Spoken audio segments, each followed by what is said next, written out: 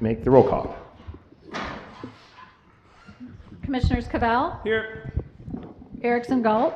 Here. Gershenson? All right, I'll come back. Thank you.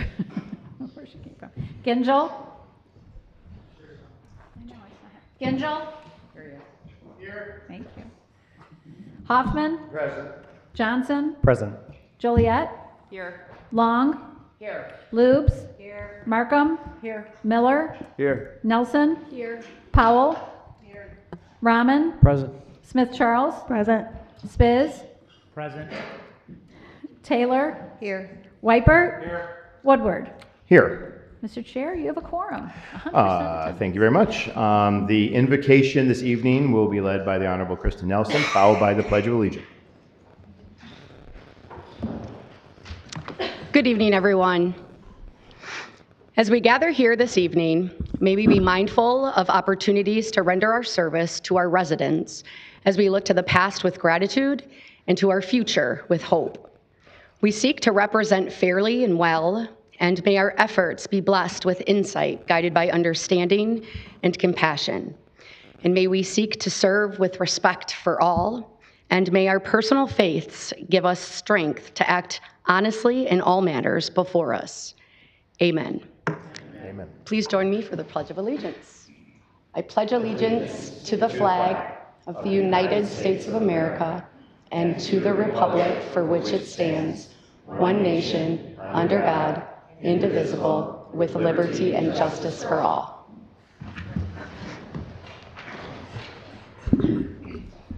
Thank you very much, Commissioner Nelson. Next up, we have the approval of minutes from our June 13th meeting. Is there a motion? Moved by Gingell, seconded by Lubes. Is any discussion? Seeing none, all in favor of approving the minutes as submitted, say aye. Aye. Aye. Opposed, say nay. Let the record reflect that the minutes are unanimously adopted. Next up, we need approval of the agenda. Is there a motion to move the agenda? Moved by Commissioner Powell, seconded by Commissioner Taylor. I just want to bring to the attention that we're just moving some things around to accommodate some commissioner schedules. We will go through the normal process. We will get to presentations, and Commissioner Gershenson will, on behalf of the Board of Commissioners, present a proclamation to Deputy Bradley Reckling. We'll do communications and then public comment as normal. Then we will move to the consent agenda, and then we'll take up three items of the regular agenda. You just have to refresh your agendas, and then the budget presentation, which is one of the main orders of business of today's meeting, and then we will complete the rest of the regular agenda. So with that, all in favor of approving the agenda, say aye. Aye. Aye. Opposed, say nay. Let the record reflect that the agendas have been approved unanimously. We have, because of some of the items that's taking place on our agenda, per statute, that we're required to take public hearings on a few projects. So I'm going to open up a public hearing on the Casa del Rey Brownfield plan located at 111 Oneida. Is that how we say it? Oneida, in the city of Pontiac. So I'm going to open that public hearing at 6:08. If you are here to speak to this brownfield plan, this is an opportunity, again, required by law, to speak to it. So I'll open the public comment. Anyone from the public to speak on this item? Seeing none, I will close this public comment for the Casa del Rey brownfield plan. I will now move to the public hearing for Auburn and Beacon Place brownfield plan located at 454 Auburn Avenue and 180 J. Hubbard Lane in the city of Pontiac. And at 6:09, we'll call that public hearing open. This is to speak to another brownfield plan that's gone through our brownfield plan process. Anyone here from the public to speak to this public hearing? Seeing none, we will close that public hearing. And we will come to our third public hearing. This is for Beacon Square brownfield plan located at 101 Mechanic Street in the city of Pontiac. And I'll open that public hearing at 6:09 still. Anyone here to speak to the Beacon Square brownfield plan? Seeing none, I will close that public hearing. All right, I will move to presentations, and at this time, I will call on Commissioner Gershenson to present the proclamation in the honor of one of our fallen officers and family here in Oakland County.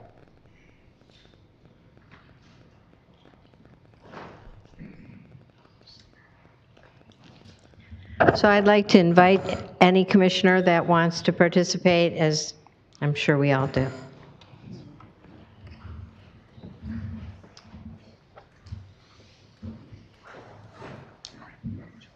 here. What's your name? Morrison. Deputy Morrison. I'd like to welcome Deputy Morrison for coming to represent the family. It is with the greatest respect that we commemorate the life and legacy of Deputy Bradley "Brad" Reckling, who was tragically killed in the line of duty on June 22nd, 2024. And, no? Deputy Reckling was born just a few days before I was in December of 1993 to Andrew and Tammy Reckling in Clinton Township, Michigan. He graduated in 2012 from Romeo High School, and he began his career as a heavy equipment operator and was a member of the local operating engineers union. He joined the Oakland County Sheriff's Department in 2015 and worked in the jail before being transferred to road patrol. He was first assigned to the Orion substation and then transferred to the Rochester Hills substation. Deputy Reckling was eventually promoted to the Law Enforcement Services Detective Unit, and his next transfer brought him to the Auto Theft Unit, North End. Deputy Reckling earned numerous awards as a member of the Sheriff's Department Motor Unit throughout his career. And whereas described by those who knew him as authentic, selfless, and generous, with a heart of gold, Deputy Reckling was a loving father and husband and a respected deputy. He shared a special bond with his wife and daughters and enjoyed spending time with his family. He was also an avid hunter and fisherman, winning prizes in a local walleye fishing tournament. And whereas we all join with all the Oakland County and Deputy Reckling's family, including his young daughters, Alana, Isabella, and Scarlett, and his wife of 13 years, Jacqueline, who's expecting their 4th child, to mourn his loss. Now therefore, our chair, David Woodward, and the entire Board of Commissioners, we hereby honor the life and memory of Deputy Bradley Reckling. We are humbled by his service and sacrifice. Would you like to say anything on it? No? Thank you to everybody that participated in our sorrows. Our heartfelt sympathies go to the family. Thank you. Picture. Thank you.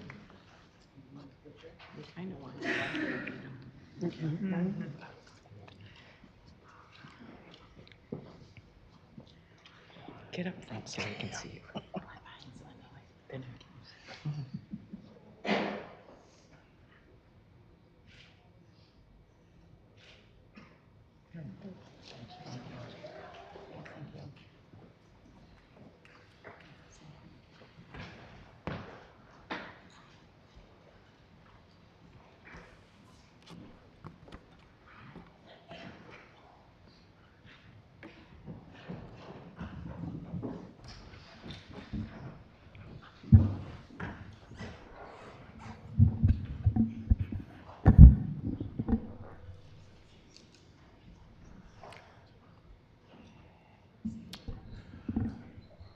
Okay, we will now move to communications, and I will call on the clerk to read the communications that we have today.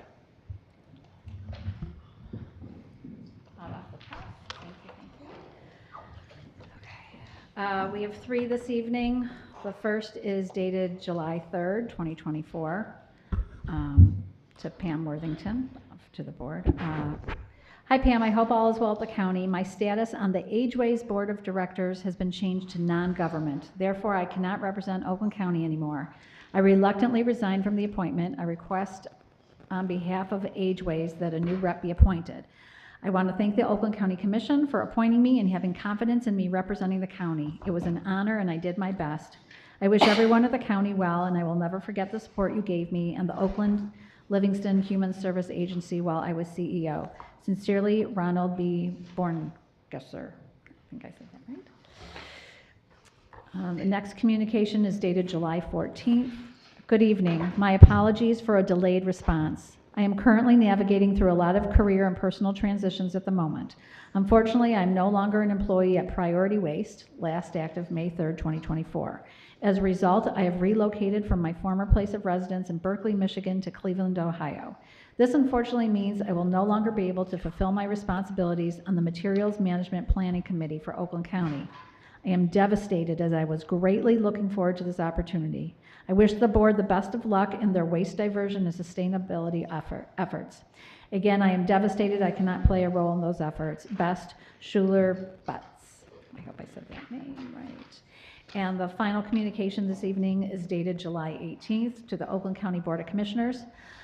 Please accept this letter as notification that I've exercised the authority granted to the chair of the board to approve grant applications in excess of $50,000 for the purposes of meeting a submission deadline. Due to the grantor deadlines and the board's grant submission process and calendar, it is not possible to submit the application for full board consideration in accordance with our normal procedures. I've authorized the submission of the following grant applications.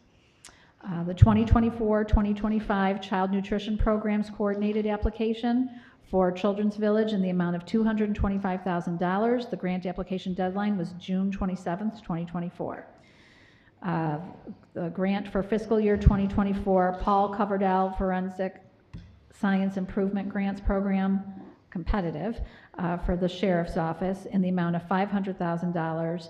The grant application deadline for that was July 1st, 2024.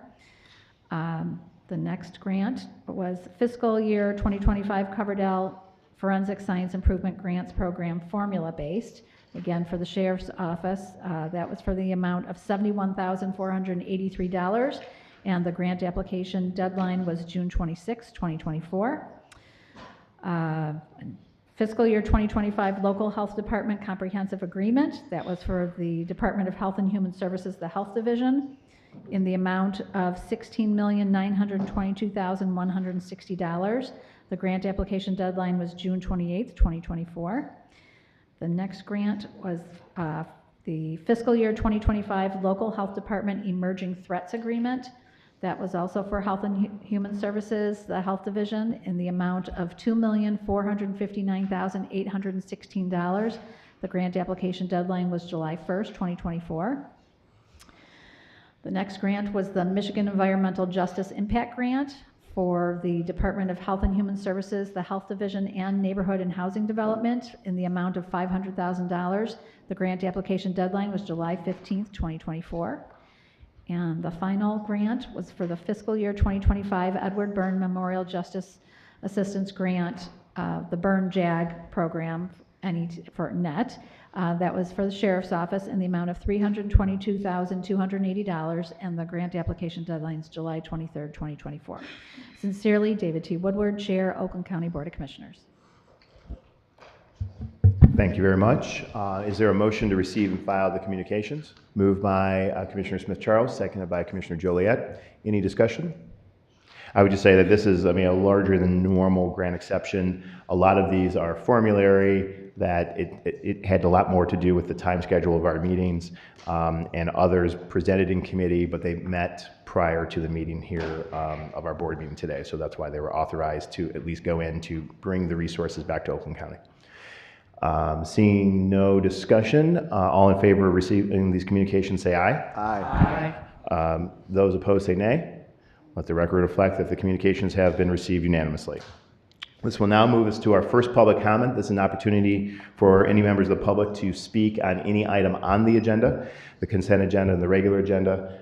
We have a second public comment for members to speak on any other topic. I know we have like a sign-in sheet, so I'm going to start with here, but if there are people who came to speak on items on the agenda, once I'm done with individuals here, I'll just call and raise your hand.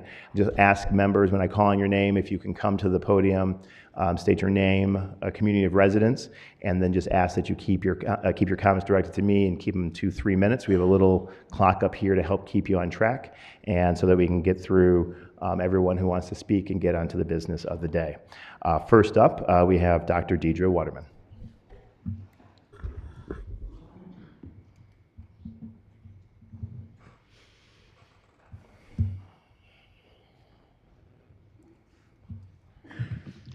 I'm Dr. Deirdre Walderman, Mayor Emerita of the City of Pontiac, and I'm here because I'm excited about the partnership that's been announced with Oakland County to help with the revitalization of Pontiac's downtown, Mr. Chair. We've talked about that, and I've been here before to talk about that.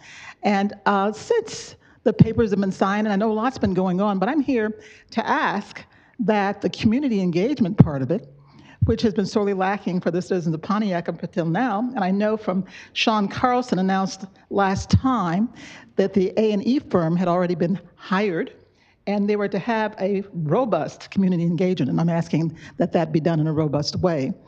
Because when I was here last time, I said, I announced that there had been some problems with the way this was introduced on the part of the city of Pontiac. In fact, talked about the fact that council members, some of them said they had felt betrayed because the public hearing that was required was for the sale of the Phoenix Center to Oakland County. And it wasn't a sale, it was a giveaway. So I remember you came up to me after the meeting when I was here last time, Mr. Chair, and you asked me, did I think there was enough irregularities in the proceedings that there was a problem with that. And I said, that's not, I'm not here to say, you got attorneys to make sure they feel comfortable with that. I'm just saying what we experienced on the city of Pontiac. So this is a good enough deal that nobody has to be deceptive about it. And there are a lot of people who want to be engaged, who are excited about this coming, about county coming back home to the county seat, city of Pontiac. And we want that to proceed in a way that's beneficial for all the residents of Pontiac who are interested in that. And we have a history of the city of Pontiac working in concert with the Oakland County for certain major documents. When I did the master plan for the city of Pontiac, Oakland County worked right with me in terms of making sure that many, many stakeholders had a chance to participate in that. So also, we did an economic recovery plan together. We got an EPA grant. That was been a year doing that. So we also do that for such an important happening as this partnership in the city of Pontiac. So I just bring you to ask that. You have that on behalf of so many of the people who want to know what's going on and would like to be a part of the dialogue in terms of how our downtown, which is a vital part of city revitalization, happen in the city of Pontiac. I thank you for your attention. I also signed up for the second comment, but I think I've said what I wanted to say today. And so you can take me off the list for that. Great. Thank you very much. If you change your mind, just let me know. Next up, I got Sarah Pitchford.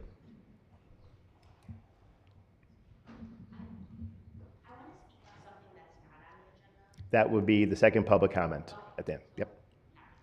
Okay, Sarah? Oh, you're in this. Oh, I'm sorry. You're Sarah. I thought some others were getting up. Okay. Got it. I'll put you on that one. Ramsey Mohammed? Is it to speak on items on the agenda or another item? Oh. This is public comment right now, so if there's something you want to speak as it relates to something on the agenda, okay, no problem. And Suzanne Maloney.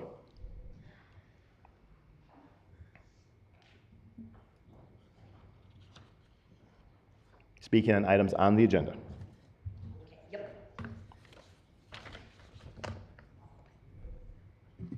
Okay, hello? Hello? Is this on? It is on. Okay, good, because I only do well at a microphone. Anyway, I'd like to express my opinion on this item about alleviating student debt relief. I want everybody in this room. Before you get there, and I'll make sure you have a few extra seconds, can you just again state your name and your community of residence? Oh, I know yes. You wrote it down. Here. Suzanne Melanie, Royal Oak, Michigan. Okay. First of all, the Supreme Court has ruled not once, but twice on this issue. There's a lot of people in this room that have gone through college of their own accord, paid their own way. That's the way our country operates. When these kids, I'm sorry, they signed on the dotted line, they got their loans, they absolutely knew what they were getting into. You know what? To remove all responsibility is to absolutely say, what good is a signed contract? I mean, why don't you go to law school and find out what good a signed contract is? You know, there's lots of people, especially, let's just say you were a waitress. Why the heck would you want to spend your tax dollars paying for somebody else's student loan debt? I'm sorry, middle-class people should not be responsible for paying off people's student loans. That's it. Thank you very much. Anybody else here to speak on items on the agenda? Seeing none, I will close the first public comment, and like I stated, and for those who are just arriving, there's a second public comment at the end of the meeting to speak on any topic. And we have a sign-in sheet if you want to speak during that, and then I made note of someone who asked to speak on the second public comment. This will now move us to, we're going to go to reports of standing committees, and like I said, we're going to take up the consent agenda and a couple items, and then we're going to move to our budget presentation and then finish the items on the regular agenda. So first up, we have the consent agenda, and these are items that have been, we got a larger audience here, these are items that have gone through our committee process and passed unanimously in committee. Is there a motion to move the consent agenda? Moved by Commissioner Long, seconded by Commissioner Erickson-Galt. Any discussion on the consent agenda? Seeing none, Madam Clerk, please prompt the vote on the consent agenda.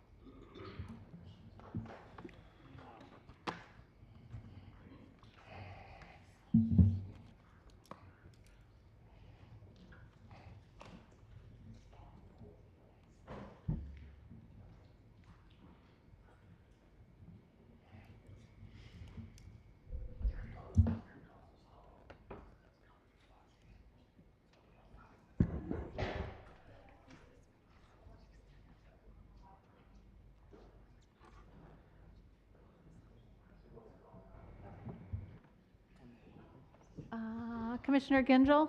Yes. Commissioner Lubes? Yes. Commissioner Long? Yes. Commissioner Hoffman? Yes. Commissioner Powell? Yes. Commissioner Gershenson? Yes. Commissioner Johnson? Yes. Okay. Mr. Chair, you have 19 yeas, 0 nays. A sufficient number voting in the affirmative. The consent agenda is adopted. So now we're going to move to regular agenda items, and I'm going to call on Commissioner Brendan Johnson, the chair of the Legislative Affairs Operations Committee, to take up the next two items.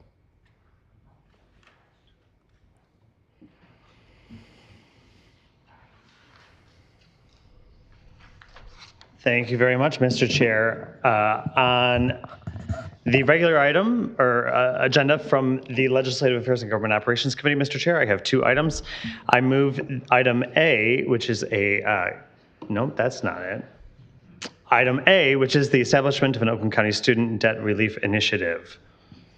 Moved by Commissioner Johnson, seconded by Commissioner Cavell. Any discussion? Commissioner Hoffman, followed by Commissioner Johnson. Thank you, Mr. Chair. I have to honestly say, I do not believe this is the role of the Oakland County government to transfer $500,000 of taxpayer money to set up a program to relieve student debt. That's not our responsibility, and I don't think it has anything to do with our job here. But you know what? Just as important as that, when did we send out an RFP for this? Where did this company come from that we wanted to give this business to? When did we send out an RFP? Did we send one out? The answer is no. Why not? We're not even following our purchasing policies. And we're going to all vote to spend $500,000 taxpayers' money with putting it out for bids. Is this a friend of somebody's? Where'd this company come from? I'd never heard of them before. No response? Are you talking to me? Whoever. Oh, I'm. Are you done, Commissioner Hoffman? Thank you. Thank you. Commissioner Johnson. Thank you, Mr. Chair. For the record, this is not my item, so that's a great question, Commissioner. No, I do think you have a really good point, Commissioner Hoffman. I agree with you that it is not the role of government to help to alleviate responsibility. I think we heard from someone earlier too. And there are a lot of government loans that are given to a lot of different people for a lot of different things, right? You got to understand that there are USDA agriculture loans, and we forgive a lot of farm loans. There are small business loans, and those are often forgiven too. So there is a lot of precedence with the federal government forgiving loans. Fortunately for us, that's not what we're talking about right now. We're talking about making it easier to navigate the complexities of the federal government. I will be very honest because I think that radical honesty is important. I am a holder of about $150,000 of federal student debt. It's not great. I don't love it, and it does give me anxiety. But I am a responsible person. I know what I signed up for when I took out those loans, and I intend on paying them back to the extent that my federal government requires me to do that, just like they do for all their loans. However, it is a very difficult process to navigate the federal student loan program. Not on my own choosing, but my servicer, my loan servicer, has been switched on me 4 different times, and I've only had these loans in maturity for 5 years now. So each one of those switches is several months of paperwork that I have to go through, and I have to fax in. I don't know a fax machine. I have to fax in all my paperwork all over again. It's a big problem. So what this is, I'm very excited because this will give every Oakland County resident like me who has student debt a one-stop shop portal where they can go and have their questions answered. They can go and talk to someone who has the responsibility to navigate that federal government bureaucracy for you, because you don't have time to be spending a lot of hours of the day on the phone with the federal government. So I'm excited about this pilot program. It is an experimental thing. We'll be the first county in the nation to allow our residents to engage with the federal government in this simplified way, and I couldn't be more thrilled to support it. And I look forward to the economic impact that giving all of that time back to our residents will have for the economy. Thank you very much. Commissioner Powell, followed by Commissioner Spiz, and Commissioner Hoffman for a second time. And I just wanted to add to everything Commissioner Johnson said is that the federal programs that this portal will be helping people is stuff that they qualified for, that the federal government put in place for them to qualify, apply, and get some of their loan debt dismissed. And the reason why I know that is because I am a student who went to college and qualified for one of those federal programs, and thank God that I knew how to navigate the system, but I missed one button. They sent my paperwork back and I had to send it back in. So you miss one little minor thing, you'll have to start that process all over again. So for us to help our citizens navigate such a complex process, I think this is great, and I am in voting and in support, and it is real, and they do dismiss federal debt because I am a product of that. Thank you. Thank you.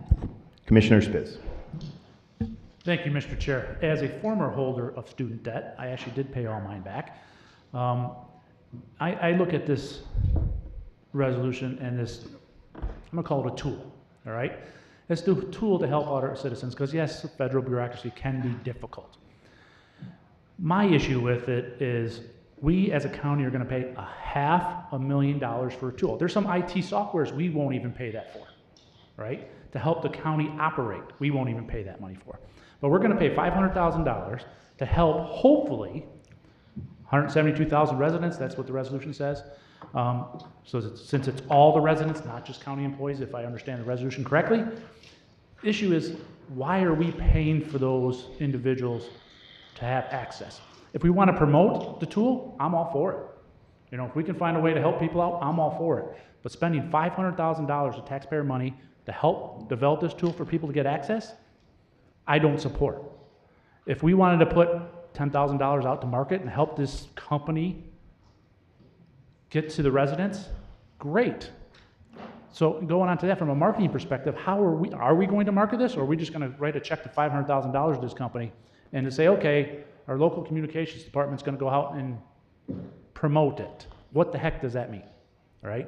I would rather see a lot lesser amount of money go into marketing or communications for this and let those individuals, if they need it, pay I think $75, I think that's the number if I read it correctly, to go in and get assistance to pay off their student debt.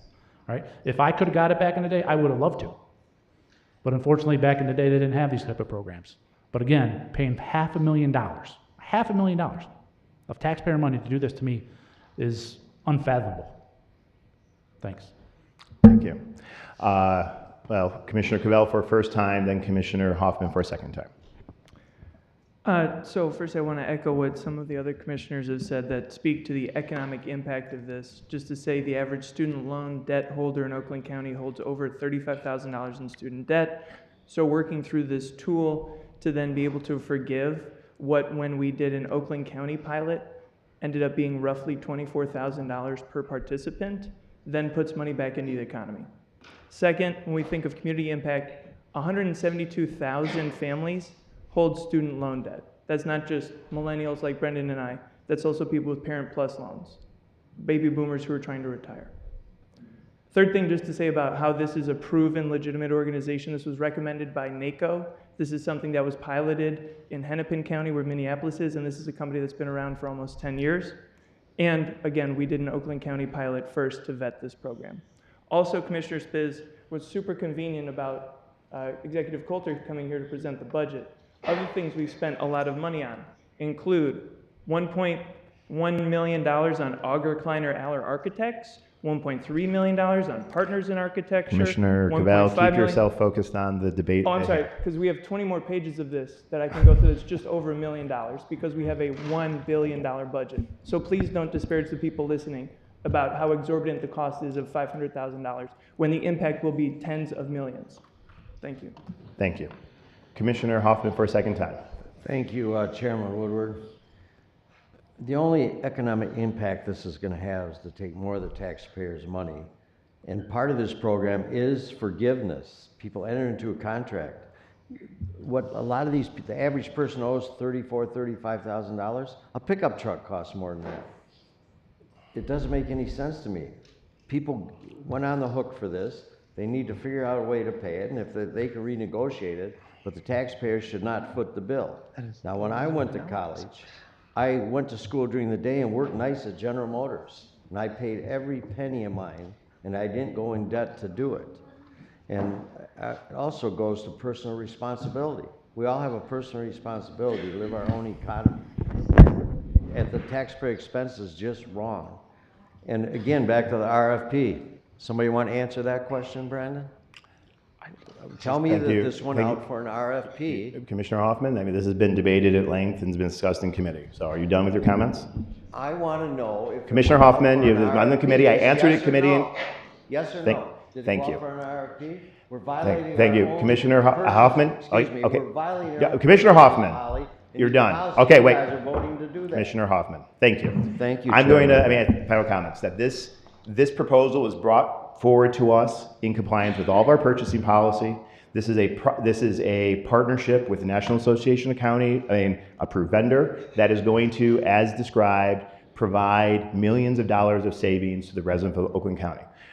I have to disagree with the argument that this is outside the scope of what Oakland County does, because we have a long track record of working to lower the cost for working families so that not only can they have a chance at better economic prosperity and opportunity, but this is a tool that will be made available to all residents and all county employees. Think of it as the turbo tax for the 150 programs that do exist, that the federal government has created over time. And we are providing access to a tool that will fill out with an incredible accuracy and approval rating of getting through the process to make sure that the residents that are eligible for these programs can get it.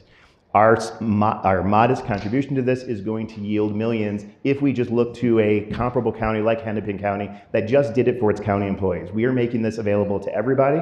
It is going to pay dividends. The dollars, whether it's lowering your monthly payments so that you have dollars to better pay rent or pay the other financial obligations, money that's going to help support our economy, as well as getting out of this burden. I realize for some of our older members, you don't have any idea of what this burden of student debt is. It is the largest debt outside of mortgages in this country and is going to choke our economy. That we have college students graduating with a debt that is larger than some people's first mortgages, and it is slowing what's possible in this county. As we lead the charge to have 80% of our workforce to have a skilled trade, a college degree, a post-secondary education experience. We are the holder of the largest college debt in this state because we have the largest number of college graduates in the state. And this is a tool that we're making available for everybody. So those who might not support it today, I promise the residents in your district are going to be able to have access to tools that are going to get them approved for programs that have already been approved, that others are becoming eligible for, and they are going to dramatically reduce their college debt and become more active participants in our economy. So with that, I am ready to call for the vote. Madam Clerk, please call the vote.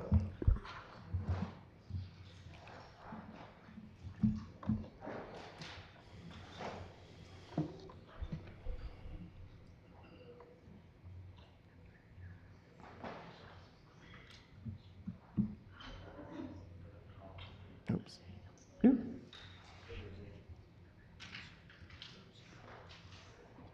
Commissioner Lubes? Yes. Commissioner Gershenson? Yes. Commissioner Johnson? Yes. Mr. Chair, you have 11 yeas, 8 nays. Sufficient number voting in the affirmative. The resolution is adopted. Commissioner Johnson. Thank you very much, Mr. Chair. I move item B on the regular agenda of the Legislative Affairs and Government Operations Committee, approval of language for an Oakland County Parks and Recreation Commission millage to appear on the ballot of November 5th, 2024. Moved by Commissioner Johnson, seconded by Commissioner, oh, hands went up, I was going to say, Smith-Charles. All right. Commissioner Johnson. Oh, well, any discussion on this item? It's been moved in second. Commissioner Gingell, followed by Commissioner Spiz. Thank you, Mr. Chair. As we have this item come before us, clearly it's a decision of this board to allow ballot language to go onto the ballot so that the voters can decide if they want to tax themselves for these services or not. So this is not us approving a tax. And consistent with other mechanisms like this, the DIA and the zoo, which I've supported, I think it is important that we give the voters the right to decide if they want to tax themselves for these services. As a county, we've invested heavily in parks over the last several years, and we have a huge capital investment that these dollars will help preserve, in my opinion. So I will be supporting this going on to the ballot tonight for all those reasons. Thank you, Commissioner. Commissioner Spiz. Thank you, Mr. Chair.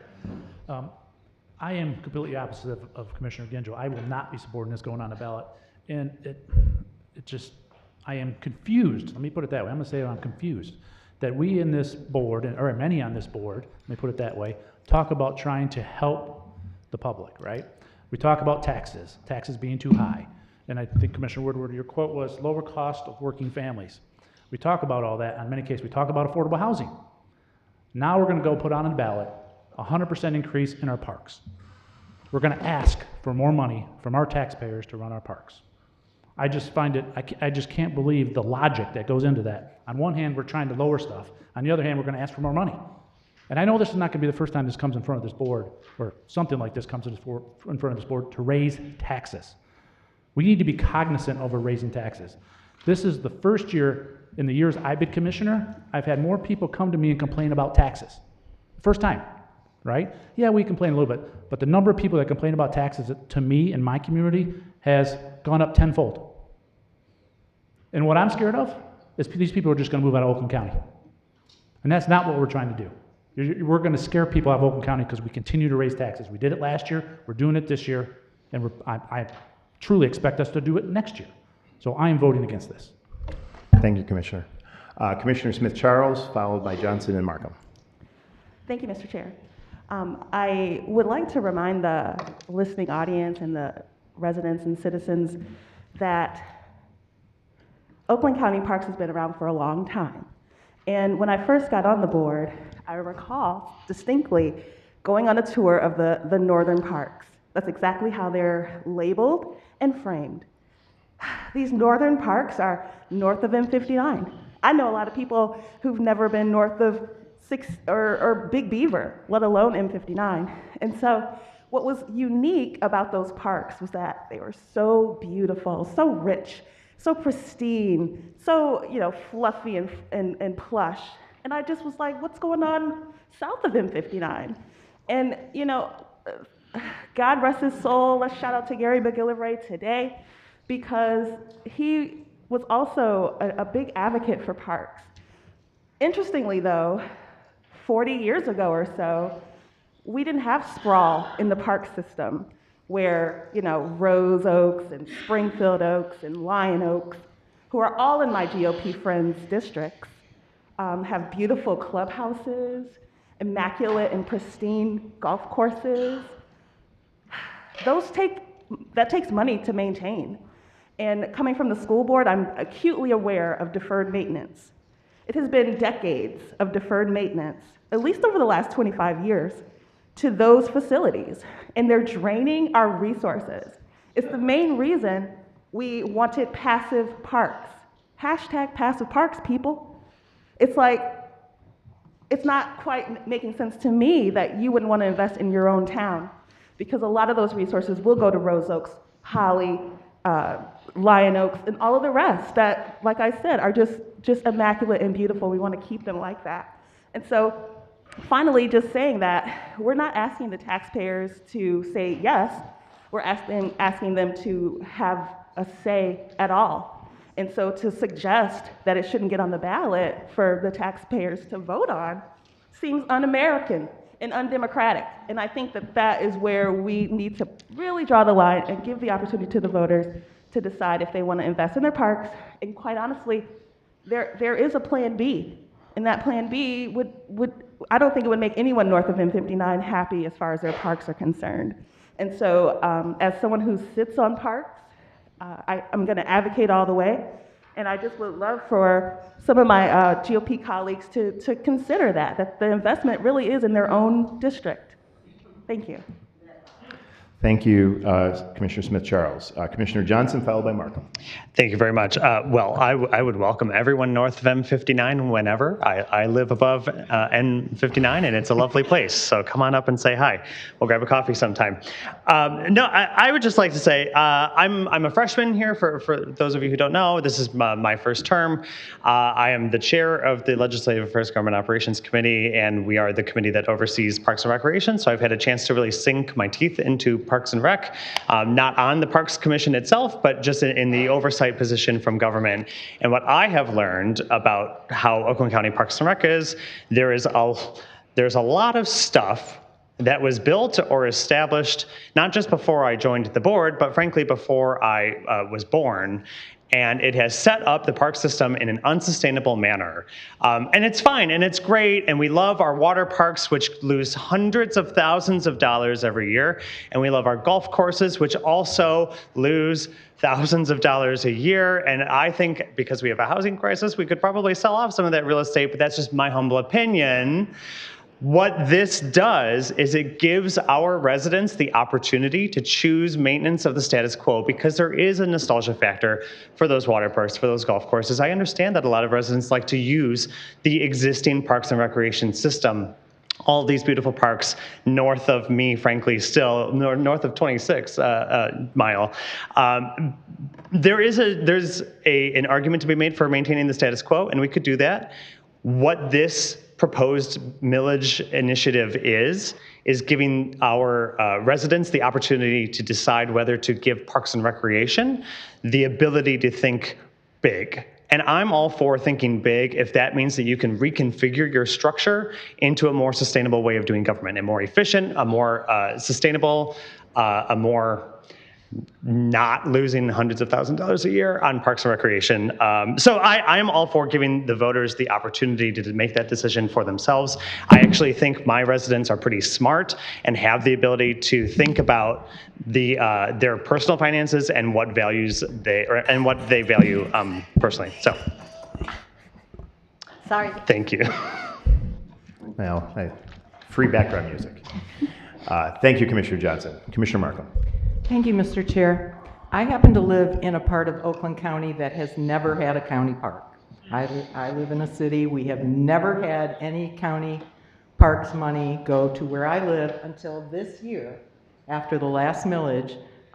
One of our newest parks in my city was granted $100,000, which we are much, much grateful for. And it really helped put a new park in an area where there was no park. I'm a believer, and I will say I appreciate the comments that Commissioner Gingell made.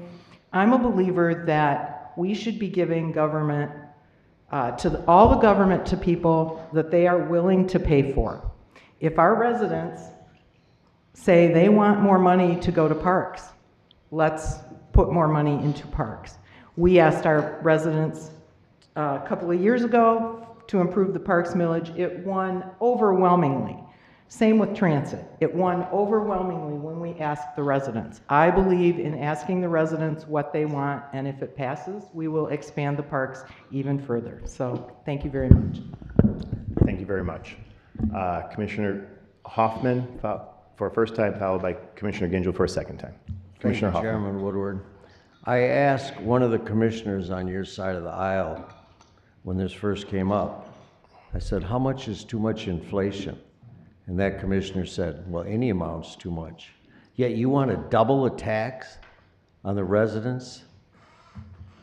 And not only do you want to double the tax, these taxes are usually for 10 years. Now you want to make it 20 years. And I'm almost believing that I don't think you guys have met a tax you don't like or a fee. And we talk about the burdens of owning a house, but you keep taxing them. And that is contrary, or it doesn't help somebody who's trying to buy a house.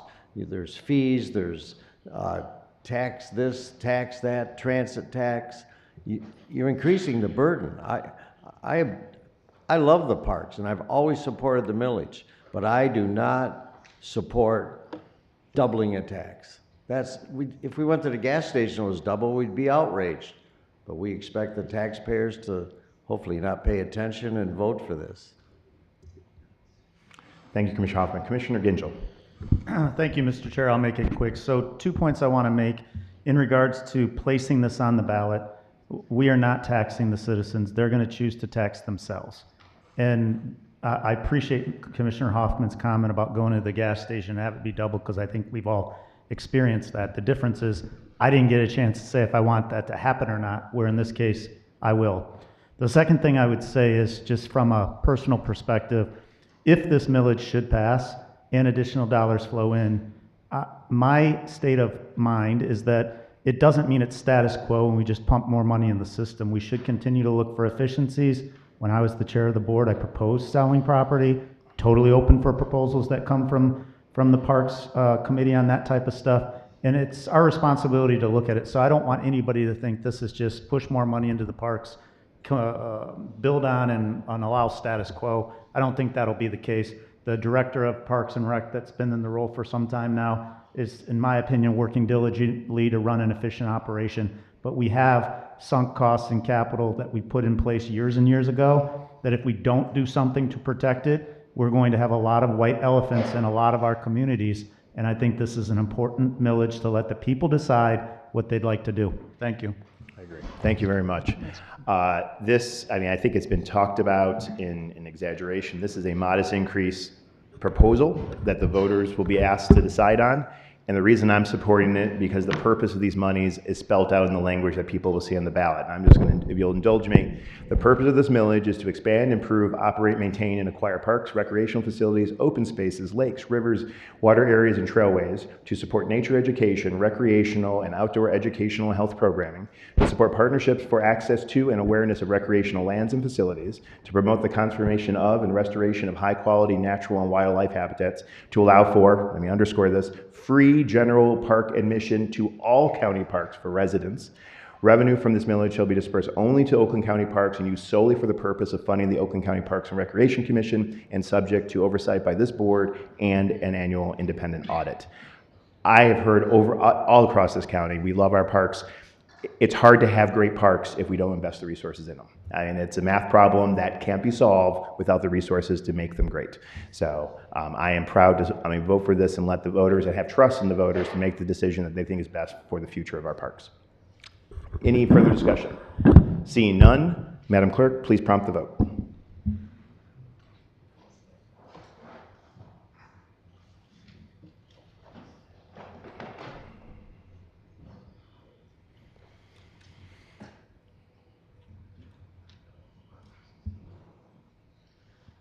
Mr. Chair, you have 16 yeas, 3 nays. Sufficient number voting in the affirmative, the resolution is adopted. Commissioner Johnson. Thank you very much, Mr. Chair. That concludes the report of the Legislative Affairs and Government Operations Committee. Thank you very much. Next up, I'm going to call on Commissioner Markham for an item. She gets to come back after the budget presentation. But the first one, the floor is yours. Thank you, Mr. Chair. I would like to move the reclassification of the Chief Procurement Officer as a county executive appointed non-merit position. Moved by Commissioner Markham, seconded by Commissioner Powell. Any discussion? Commissioner Gingell. Thank you, Mr. Chair. Just by means of confirmation, so this would work like any other county executive appointment where it would have to come to this board to be affirmed? Correct. Thank you. Any further discussion? Seeing none, Madam Clerk, please prompt the vote.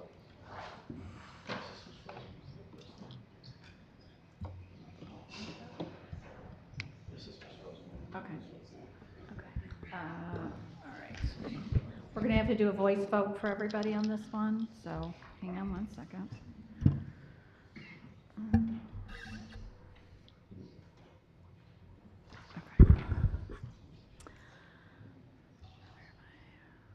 Commissioners Erickson Galt? Yes. Gershenson? Yes. Gingell? Yes. Hoffman? Yes. Johnson? Yes. Joliet? Yes. Long? Yes. Loobs? Yes. Markham? Yes. Miller? Yes. Nelson? No. Powell? Yes. Rahman? No. Smith Charles? Yes. Spiz? Yes. Taylor? Yes. Whitebert? Yes. Woodward? Yes. Cavell? Yes. Mr. Chair, you have 17 yeas, 2 nays. A sufficient number voting in the affirmative, the resolution is adopted. Okay. Thank you, Mr. Chair. That concludes this portion of this meeting. Sounds good. Thank you very much. All right, so we are going to pause for the rest of the agenda and move to arguably one of the most important responsibilities that we have as a board. In January 1st, as required by law, our County Executive Dave Coulter presented a recommended budget. It will go through the process, and today Executive Coulter and his team will give a very high-level preview of what's contained in there, and then following today's meeting, our Finance Committee will be going to work to dig deep into this to put us in a position to put a new adopted budget in place in October 1. So without any further ado, welcome County Executive Dave Coulter. Thank you, Dave. Thank you. Thank you. Or you could just skip the meetings and just adopt the budget as presented. It's really good. Can you hear me okay? It's not very high. Okay, great. So great to see you all. Thank you. It's always good to be back here. As we embark on really, as I like to say, one of the most important things that we do, which is to adopt the budget, the overall budget for the operations of all county functions. So it's a big deal. It's a big process. I appreciate the partnership that we have with you. before I get into that, I do want to just acknowledge the violence that has touched so many of us directly or indirectly and in unforeseen ways. I appreciate that you gave the tribute to one of our own, Deputy Brad Reckling, a 9-year veteran of our Sheriff's Department. It's also violence that's starting to make us second guess our choices for recreation and free time, right? Whether it's escaping the heat at a splash pad in Rochester Hills, sending our kids to school, or attending a political rally.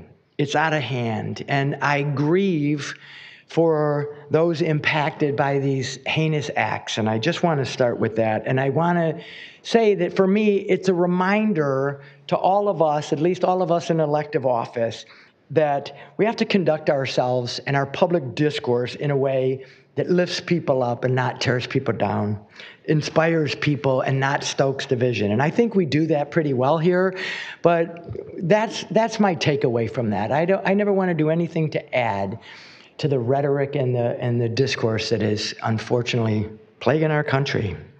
But I am proud, however, of how united we've been in the face of these tragedies as a board and an administration in providing the resources that our communities need. The communities that have been directly impacted by this violence, we have been there for them for as long as they need us. And that has been my commitment, and I know your commitment as well as a board. So thank you for your continued support of those communities, the resources that they need, and the partnership really that we've established to keep our residents healthy and safe. So thank you for that. More broadly, of course, I've always appreciated the collaborative and bipartisan approach that we've taken to adopting budgets here in Oakland County, and we've continued that in my time here, and I'm very grateful for that. And in fact, this budget that I'm presenting today it's the start of the process, but it's not really, because it's already involved hours and hours of conversations and meetings with our department heads, with our county elected officials, with members of this board. And I think it already represents that spirit. And I know you'll make improvements to it, and that's fine, because that's the way democracy works. But I know this, we share the important goal of spending our money wisely on behalf of our, what I would call our common customer, and that is our residents of Oakland County. And so I know that we all start this process with that belief, and I appreciate you coming to it with that belief as well. I think first of all, I think this is a budget that is responsible in uncertain times.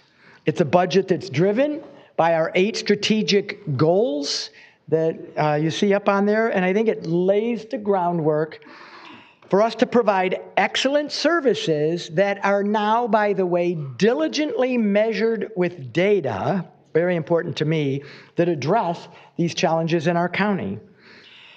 But, of course, it must be noted, and I know you're all aware, this is the end of our 4 years of critical COVID funding from the federal government through the CARES Act and through ARPA. That is over now. We've allocated those funds. You've allocated those funds. And so it's a budget without those resources. Thankfully, the good news is that by most metrics, we're largely past the effects of the COVID pandemic. Our economy has fully recovered. Unemployment rates are below where they were before the pandemic.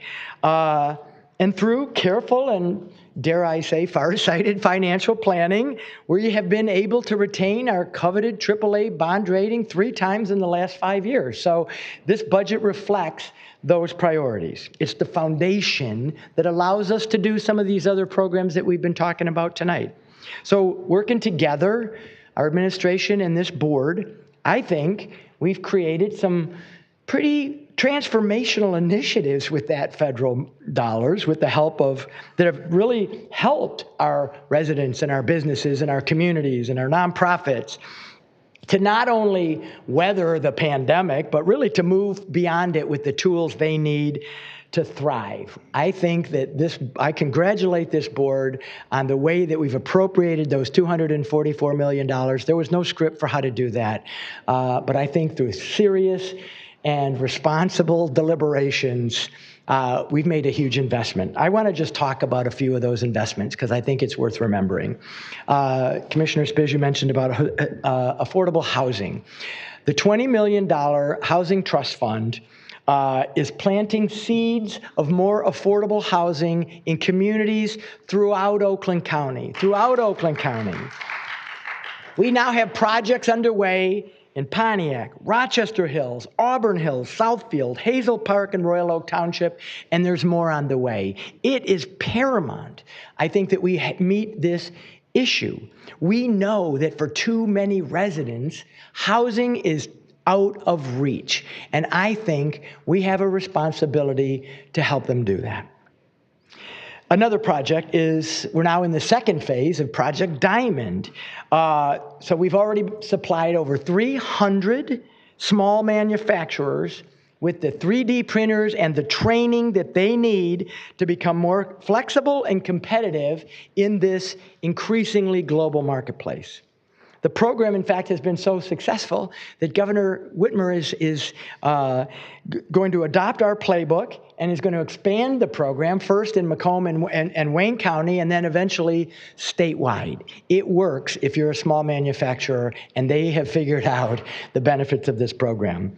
I don't have to belabor a project that's near and dear to my heart, but Oakland 80, our initiative to get 80% of our adults with some kind of post-secondary degree or certification is on track. We started at about between 60 and 61%. We're now at 69% of our residents that have that. We're going to lead this state in an educated workforce, not just for the value that it brings to employers who need skilled workers, but to help people make more money, frankly, and increase their income.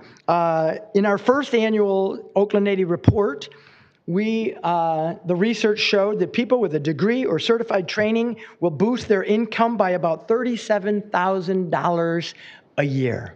That's a game changer for our families. And I think it provides them a better quality of life here in Oakland County.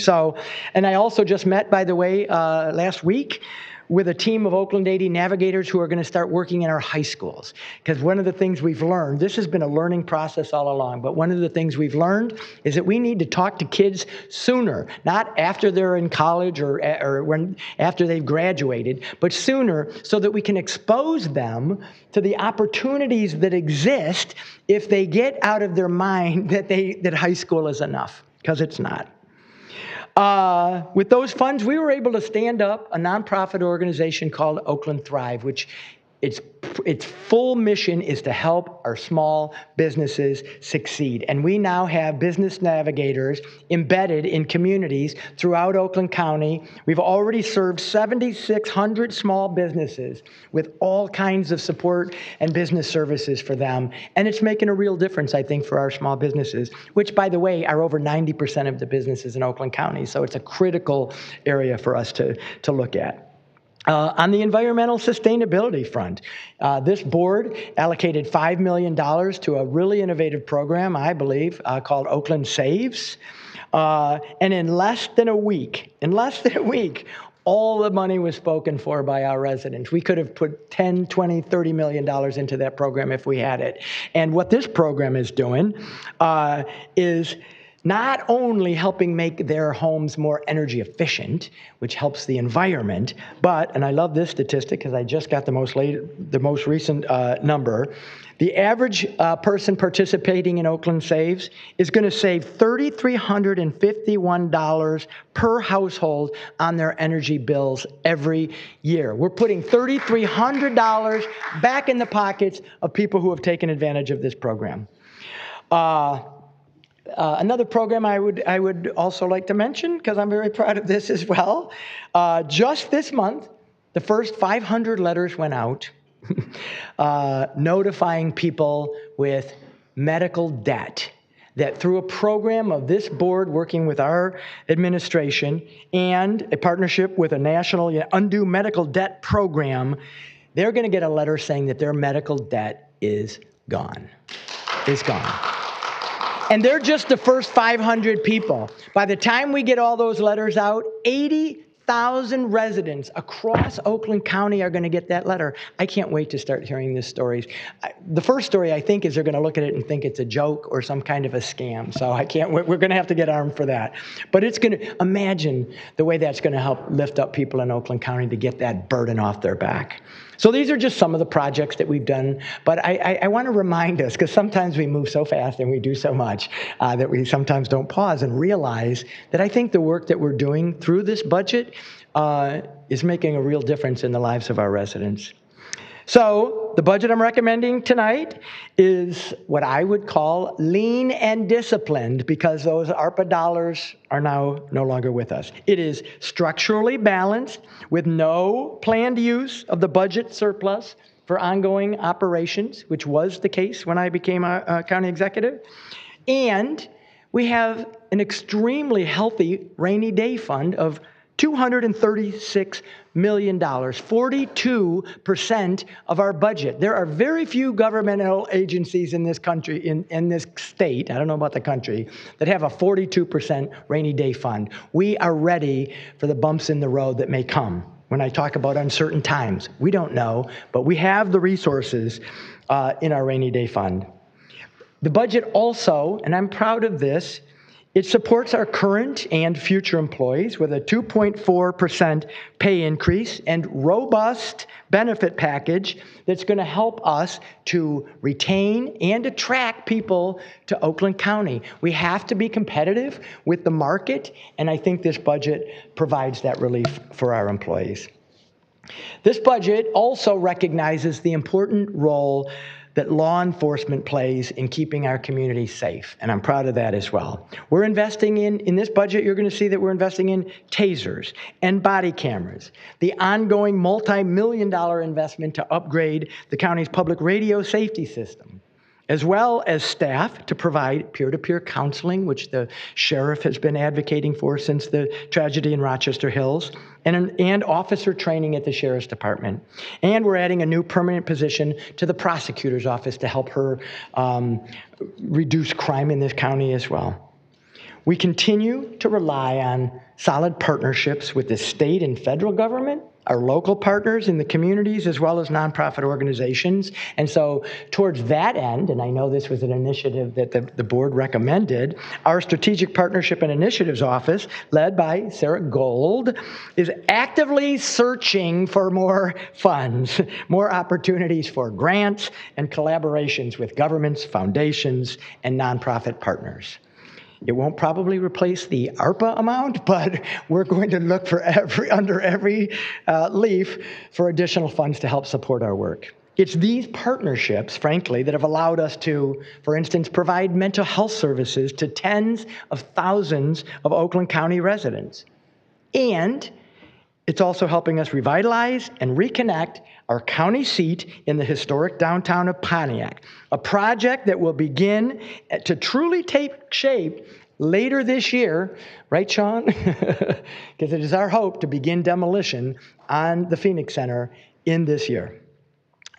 We've signed contracts I just want to make sure I get this right, because we're currently engaging in the community, and I think others were going to speak to this, but the community engagement has begun. We've promised to do that, and we are committed to doing that. We have contracts with the project manager and the architect, and we expect the RFPs back for the project developers by the end of this month. We are moving forward on Pontiac. I would be remiss, I guess, if I didn't provide at least a little bit of an update on the progress that we've made to date in public transportation since the voters approved the transportation countywide millage in 2022.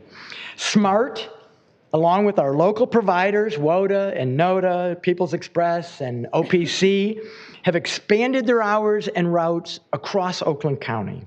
And they're reporting double-digit increases in riderships.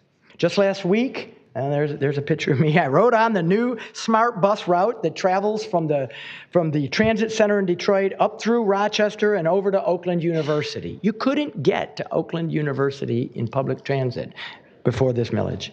And that's where I met Anna Mallow, that's her, and her two kids. Anna told me she doesn't like to drive, but she wanted to take her 2 kids, Elise and Max, to the library. So they hopped on the bus for the first of what she assured me would be many visits as they headed over to the Oakland University Library. I met another resident who used to take a different bus, but it didn't get him all the way to his final destination. So he either had to walk or take an Uber for the remainder of that trip. This new 492 route gets him to his job, saving him time and money and making him a productive employee in our county. Those stories are duplicated across this county, from South Lyon to Holly and all points in between, showing that widely accessible and affordable public transportation system is making a real difference in the lives of our residents. So now, as you'll hear from the departments in the coming weeks during the budget hearings, we're always looking for ways to improve the services that we provide to our customers. And because you're in the communities, commissioners, we want to hear from you as well. How can we do these jobs better? The days of just saying, yep, it's a great program, everybody says so, are over. We're going to measure what we're doing. If it's not working, we're going to either fix it or eliminate it and figure out how to offer the best services that we can, because we're committed, I'm committed, and I know you are, to measurable and transparent results to each other and to the public, centered around those 8 strategic goals. We're committed to making a real impact in the areas that matter most to our residents: a strong economy, healthy and safe residents and communities, and opportunities for all residents to live their best lives. That's the mantra that I follow. So again, I appreciate the partnership with the other countywide electeds. I don't think they're here tonight, but also with you all on the Board of Commission. I am once again confident that through bipartisan collaboration, we will land on a fiscal roadmap that will continue to deliver excellent services and focus on our shared customer, the residents of Oakland County. So thank you for letting me tee that up. And now the guy that has all the real financial knowledge is someone you know well, our Chief Financial Officer, Brian Leffler, and he's going to go into more detail on the budget. Thanks, everybody. Thank you.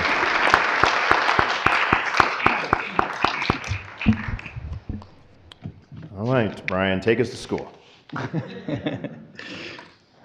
Well, Chair, I brought my calculator. Where do we want to start? I'm good.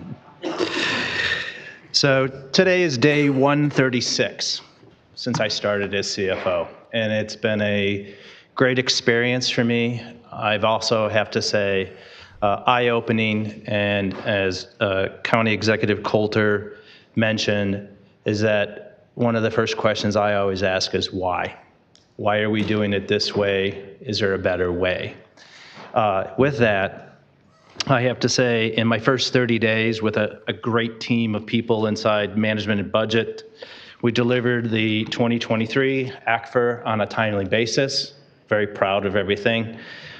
Second, the single audit, which is essentially the audit of our federal grants, also delivered on a timely basis by June 30th.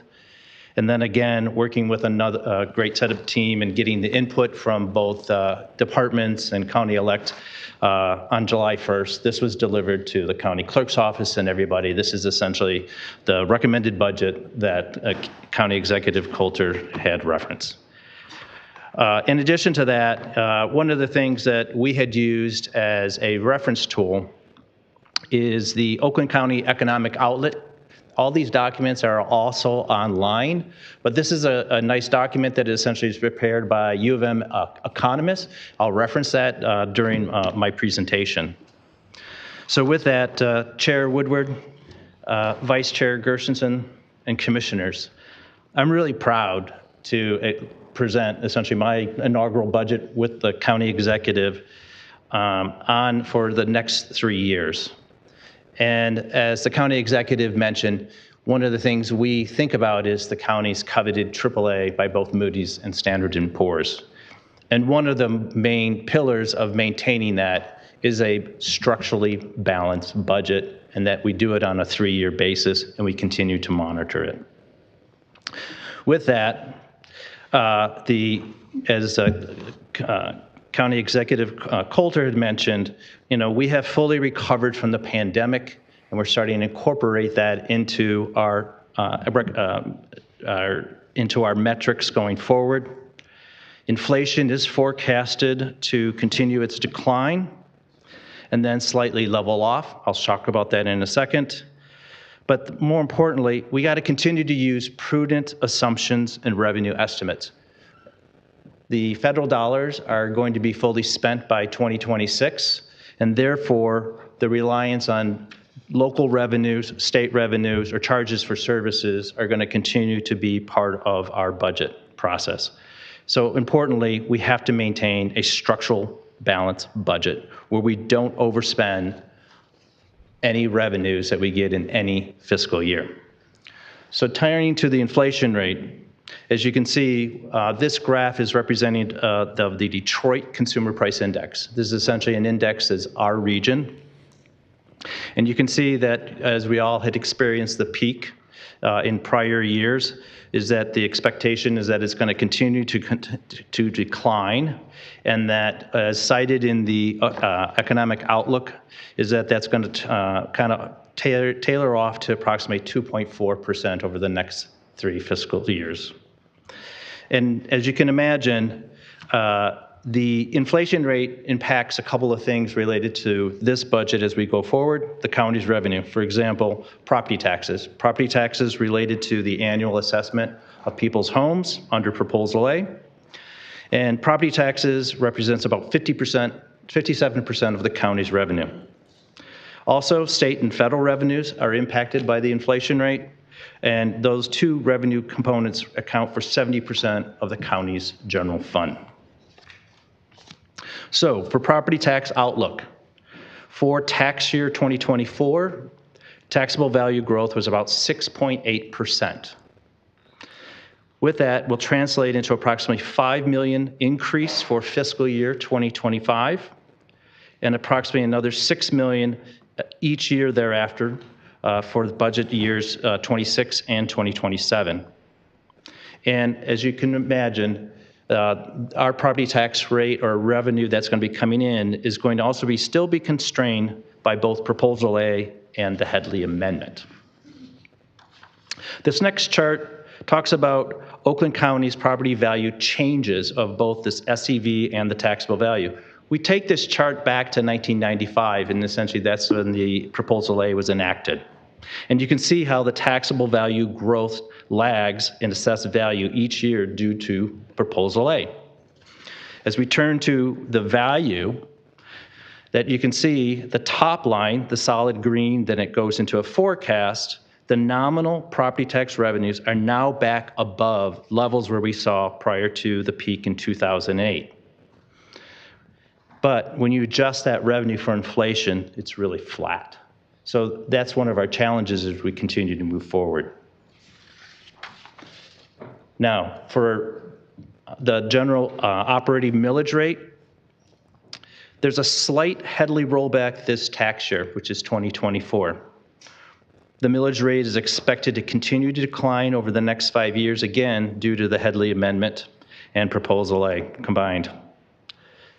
As you can also imagine, that's going to impact the revenue available for expenditure. Going to our general fund balance history, as County Executive Coulter mentioned, having approximately $236 million in our fund balance. But there's an important feature about that is the county has a general fund balance policy. This is one of the credit criteria for the rating agency. Having an adopted policy and how the utilization of those dollars would be going forward in the event that you need to, that is essentially a great roadmap that the rating agencies are going to be relying on. So please note that the general fund balance has a sizable amount of dollars in it, but it's also that the budget that is being presented does not use any of that fund balance for the next 3 years. So as the act first stated that I had handed up earlier, the 2023 general fund balance, which was as of September 30th, was about $236 million. There's breakdown of how that money is allocated or assigned into various components, which leaves essentially for future strategic investments. These are one-time of about $32 million. But again, those are dollars that are going to have to be appropriated by the board. Please note that if there's more information on it, it's page 22 that's in the ACFR that can give you this information as a source. So in recap, for 2025 general fund revenue, total amount is approximately $560.4 million. Again, the largest category of revenue is property taxes at approximately 57%, followed by charges for services, which is about 23%, and intergovernmental revenue, which is about 15%. Now, moving over to the expenditure side, almost 2/3 of the recommended budget is for costs associated with employee compensation. So as we had stated earlier, built in is that 2.4% wage increase, also includes step increases, and also there's fringe benefits as well. That is approximately 64% of your general fund budget, followed by the other operating expenditure categories related to internal support and operating expenses. The total here, again, is only $560 million. Again, this is structurally balanced. We're not spending or propose to have you spend more than what revenues is anticipated to be received. Some of the key fiscal assumptions we had made, we've already talked about the employee compensation. However, there were some services that were provided by ARPA. However, they have to be moved into the general fund beginning in FY 2025. Those are the certain services that are related to laundry services at the jail and cleaning services at the animal shelter. And that is really due to the composition or the change of the jail population. And therefore, the services are going to have to continue to be maintained, and therefore they are now incorporated into the FY 2025 and future budgets.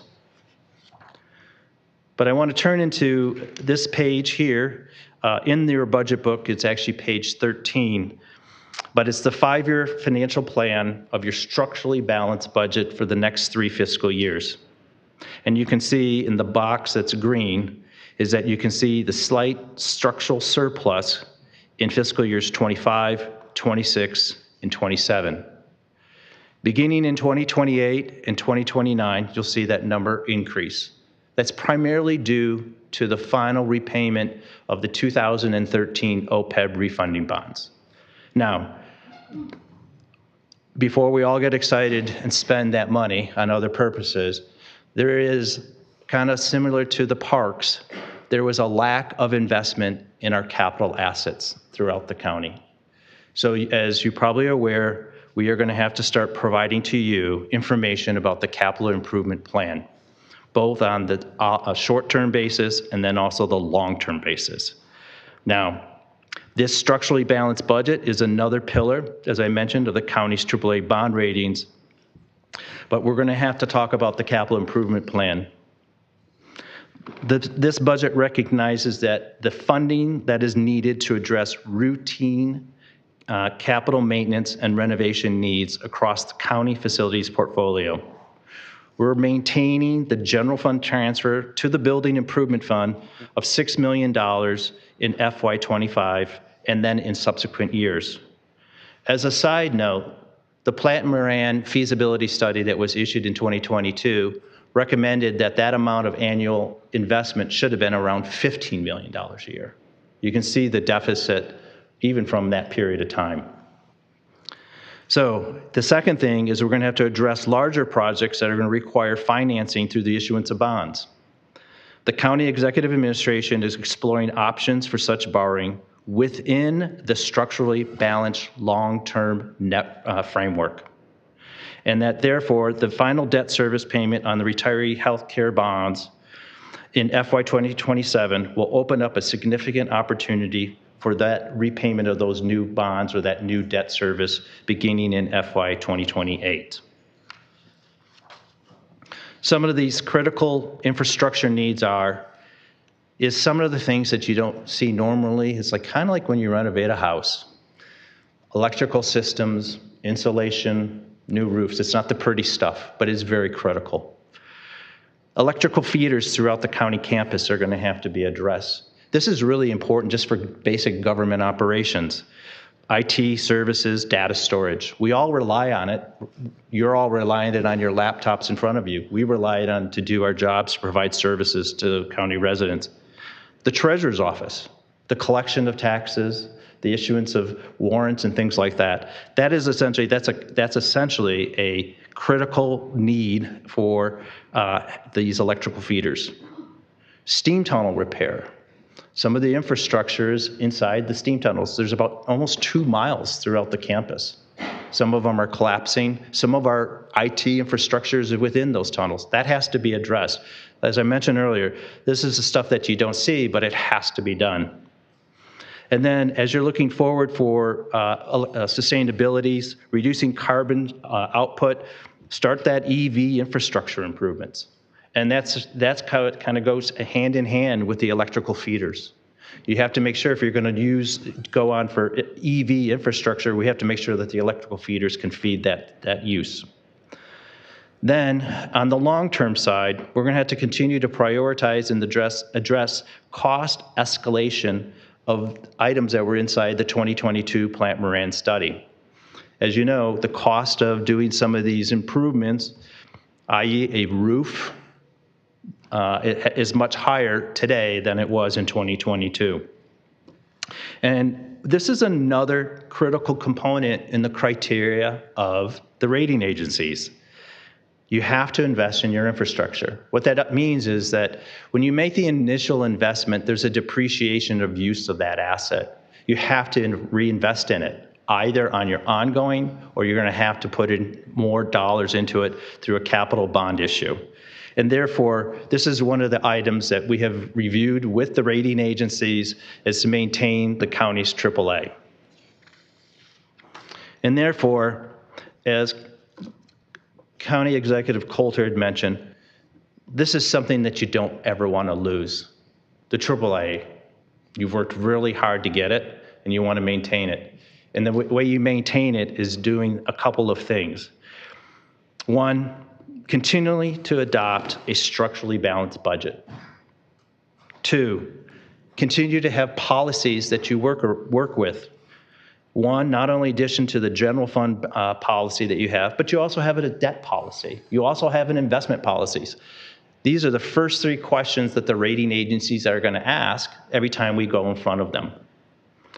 A fully funded pension and OPEB plans.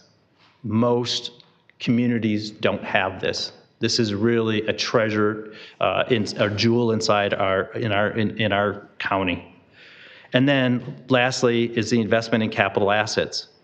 And this is going to kind of couple with, to maintain the AAA, is the economic diversity and the strength of the county as a whole. Those are some things the county does not directly have an impact on, but it's indirectly as a result of the investments that you make over time.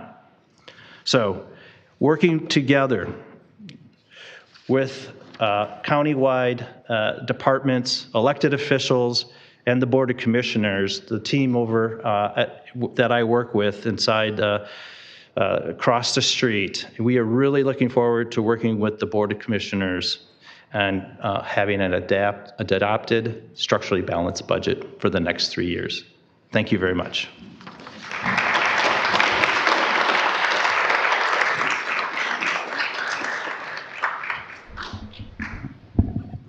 Does that conclude the presentation? Okay.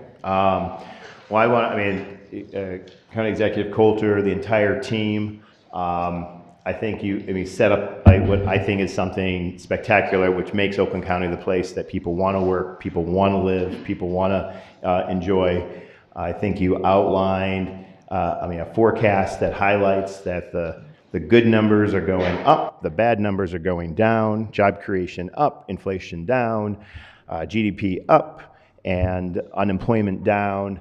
And from a budget perspective, the most important thing that we do It is to apply our collective shared values and apply it to achieve the objectives that we've laid out together and under your leadership bringing forward. So we look forward to working with you to get a budget approved across the finish line by October 1. We've got a significant large audience here that our finance chair is going to, in the entire finance committee. Why don't you raise your hand so everyone can see you? Call them.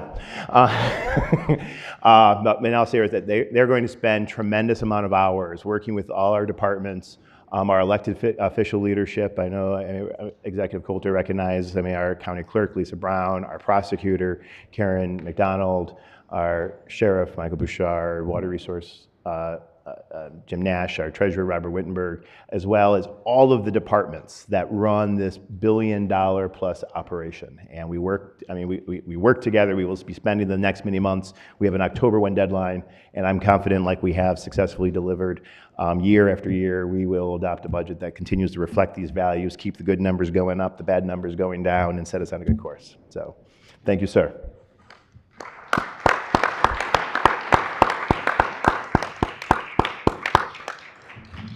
Okay. And thank you for the indulgence for us moving things around the schedule. So I'm going to bring us back to the regular agenda. And I think those need to move items out of here. You're not going to disrupt us. So if you need to move the stuff, that's perfectly fine. I'm going to move to Economic Development and Infrastructure Committee. And I'm going to call on Commissioner Smith-Charles. Thank you, Mr. Chair. I am standing here for item 20A, which is the Pontiac Redevelopment Project Owners Representative Contract, Architect, Engineering and Urban Planning Contract, and Community Engagement Contract. And moved by Smith-Charles, seconded by Commissioner Powell. Any discussion? I think there's been a lot of discussion in committee and then in caucus beforehand. So, Madam Clerk, can we prompt? It's not working. Gotta do roll call. Someone broke it. Okay. Roll call then. Madam Clerk, please call the roll. Okay, roll call. On the resolution, Commissioners Gershenson? Yes. Gingell? Yes. Hoffman? No. Johnson? Yes. Joliet? Oh, she left. Oh, she left. Okay. Long? No. Lubes? Yes. Markham? Yes. Miller? Yes. Nelson? Yes. Powell? Yes. Rahman? Yes. Smith-Charles? Yes. yes. Spiz? No. Taylor? Yes. Weipert? Yes. Woodward? Yes. Cavell? Yes. Erickson Galt?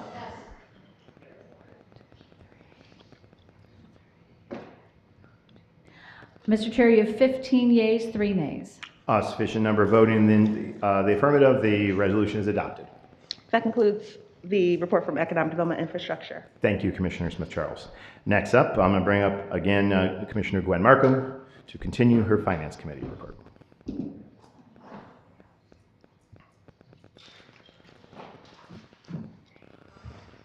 Thank you, Mr. Chair. I have one other item under the Finance Committee. I will move the sponsorship of the 2024 Arts Beats and Eats Festival. Moved by Commissioner Markham, seconded by Commissioner Powell. Any discussion? Seeing none, Madam Clerk, please call the roll. New habits, right? Yes. Yes, All right. I'm on it. Commissioners Gingell? Yes. Hoffman? Yes. Johnson? Yes. Long? Yes. Lubes? Yes. Markham? Yes. Miller? Yes. Nelson? No. Powell? Yes. Rahman? Yes.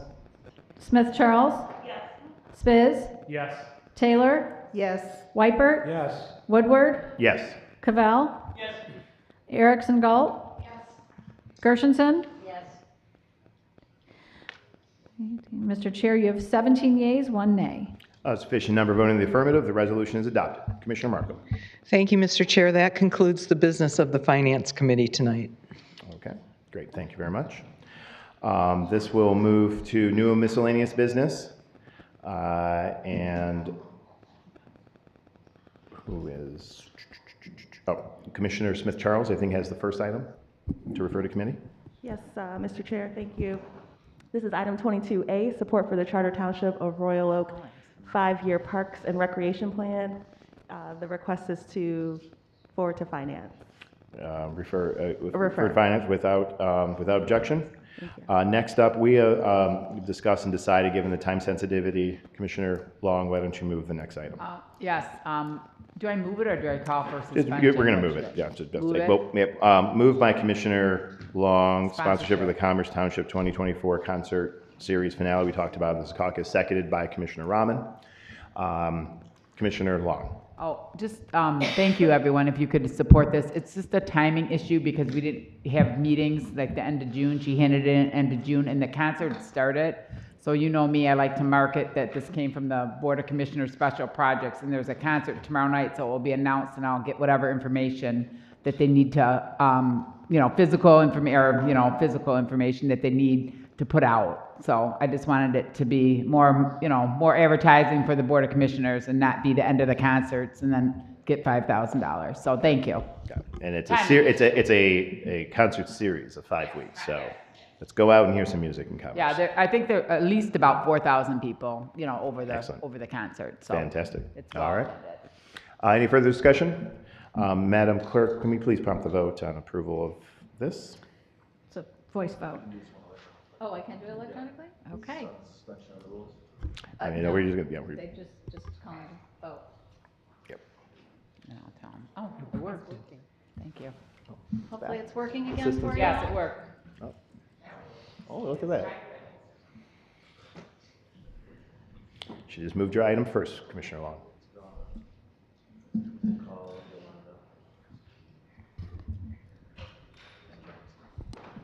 Commissioner Smith Charles?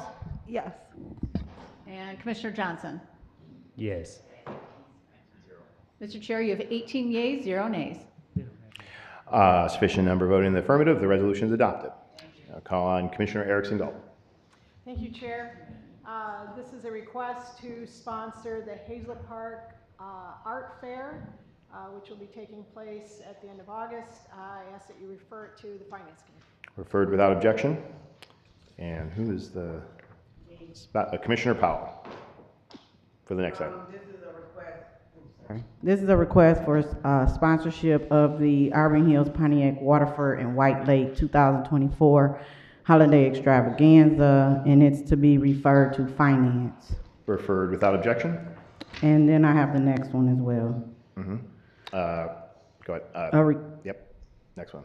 Okay, sorry. Request for a sponsorship for E-Community Outreach Services 2024 Family Appreciation Day. It's an event in the city of Pontiac, and this is to be referred to Finance as well. Referred without objection. Thank you. All right. I think we've concluded all of our business. Is there any announcement that commissioners have? Commissioner Gershenson, followed by Commissioner Johnson, then Commissioner Markham. I would just like to report on the incredibly successful gun buyback that was held at St. David's Church, where members of the community voluntarily gave up guns that were destroyed on the premises. It was quite exciting to see the guns actually chopped up by this special saw, and we collected over 90 guns and 4 assault weapons. This is the first of 7, and again, I want to impress that this is an effort to reduce the #1 killer of our children, which is gun violence, and the incredibly rising suicide rate in our country. So I want to thank everybody for their support, and this is the first of 6. So I'll be announcing the next one as soon as the dates are all set. Thank you. Thank you, Commissioner. Commissioner Johnson, followed by Markham. Thank you very much, Mr. Chair. I just wanted to say, on the note of gun violence, I wanted to say thank you on behalf of the Rochester Hills community. We had a pretty rough month there about a month ago, where in the span of 1 week, we lost one of our sheriff's deputies, and we had a shooting at our splash pad. And I just wanted to thank the Oakland County government and all of our intergovernmental agencies and our community members for supporting the Rochester Hills community. I know the three of us share Rochester Hills, and we've been on weekly calls with our emergency management department and a lot of other intergovernmental stakeholders. So thank you all for keeping our community in your prayers, and just wanted to give kudos where they are due, and Oakland County's got a good system going for rapidly responding to emergencies like that. So just wanted to say thanks. Thank you. Commissioner Markham. Thank you, Mr. Chair. I would like to remind everybody that the weekend of July 27th and 28th, Saturday and Sunday, the Oakland History Center is sponsoring their annual ice cream social. It's full of all kinds of fun events for families and kids and history, and it's at the Oakland History Center, which is on Cesar Chavez Boulevard by Wisner Stadium over there in Pontiac, about 2 miles from here. It's a really fun event. So it's the 27th and 28th from 12 to 4. Thank you very much. Commissioner Powell. I just wanted to ask the entire Oakland County and also our Oakland County government work employees, family, to keep Monica Hawes, who worked in our Treasurer's Department, the young lady, Janae Sudas, who lost her life with her kids in Orient Township, used to be a former employee here, and she's also Miss Hawes' daughter. And I personally used to work with, I personally worked with her at the City of Pontiac. We worked very, very close together. It was a very, very tragic event for her to lose her daughter, her only daughter, her 2 grandkids. I worked with Janae. She was a very, very beautiful person, and I just want to ask all of us to continue to pray for her family, Monica, and also the City Hall family and the City of Pontiac. Thank you. Thank you. Any other commissioner announcements, comments? I think we're good there. Madam Clerk, do you have an announcement for us? Yep, just a reminder for anyone that's on the ballot this year, your pre-primary campaign finance report is due July 26th. Thank you for the reminder. That concludes our announcements. And that will bring us to the second public comment portion of today's meeting. For those who were here earlier, same general process applies. I will call on you. I'll call on those who signed up, but you're not required to sign up. Just ask that when I call on you that you come to the mic, give your name, community of residence, direct your comments to me, as well as keep track of the 3-minute limit so that we make certain that we can get through all the people who've asked, who wish to speak. Again, it's open to any topic, and I'm going to start with Sarah Pitchford.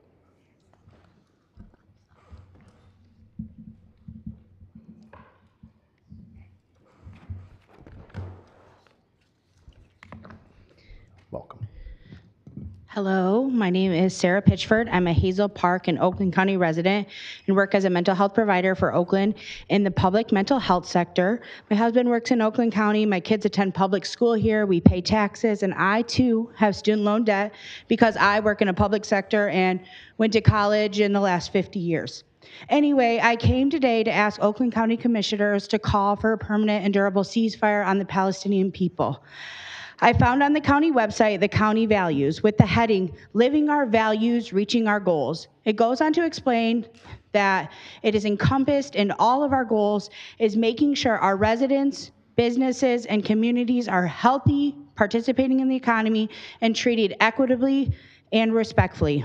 This year, the U.S. has spent $12.5 billion with a B, to aid Israel's military, all of which our Michigan lawmakers, District 14 Rep. Haley Stevens and our 2 senators have voted to send, all to demolish an already occupied and struggling group of civilians. Your residents have been in the streets, on college campuses, all over the country in rooms like this, tirelessly urging our local city councils to take a stance against genocide and keep our money in our communities. It's time the county does the same. We must stand together for our economy and humanity and hold our lawmakers accountable for aiding in a genocide. In March of this year, 16,000 Oakland County voters came together and voted uncommitted on the Democratic ticket for the primary. 16,000 people said they will vote for no one before they vote for genocide deniers and genocide supporters. Those are your constituents. We are your constituents.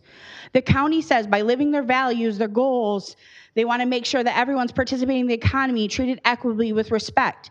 It's impossible to deny that the economy is not struggling. Our Arab communities are being unequivocally targeted, and residents are yelling into the void that we are done funding the slaughtering and starving of Palestinians. Let me remind you what $12.5 billion could do for our parks, student loan debt, schools, housing, community resources, infrastructure. This time will be studied in history, and now is the time to take a stance and forget corporate greed, forget evil-filled lobbyists. Use the power given to you and say our money stays in our communities and Palestinians are worthy of life. There is no genocide on Palestinians without American dollars. Do the right thing, call for a permanent and durable ceasefire. Thank you. Thank you very much. I just ask for no demonstrations. We want to make sure everyone's welcome to be able to speak here. Next up, I got Kevin Sugg. Kevin Sugg, Royal Oak, 66-year Oakland County resident. Prosecutor McDonald, I'm sure you remember me and you remember my son's case. I've spoken to you all several times before on the death of my son at the hands of the Oakland County Sheriff's Department. It's been 3 years now, and despite repeated requests, I've received no answers from the Sheriff's Department. I've sent my list of questions to their lawyer and been flat refused, a lawyer that taxpayers pay. I've used the Sheriff's Department's own system for complaints and have received nothing back. I've appeared many times before this commission. You've done nothing. Not one of you could be bothered to come to me after any of my previous visits and speak to me. Mr. Woodward, you're my neighbor. I've written to you. You've ignored me. You're going to ignore me today, too? We in the county have had a recent tragedy with the death of Officer Bradley Reckling. I'm very sorry for his death. No one should die, my son or Reckling. Beautiful eulogy there. That description could have been my son, a Marine and a Oakland County resident and a good citizen. Do you know what the difference between Officer Reckling's death and my son's death is? Both of them leave a family, parents, siblings, friends.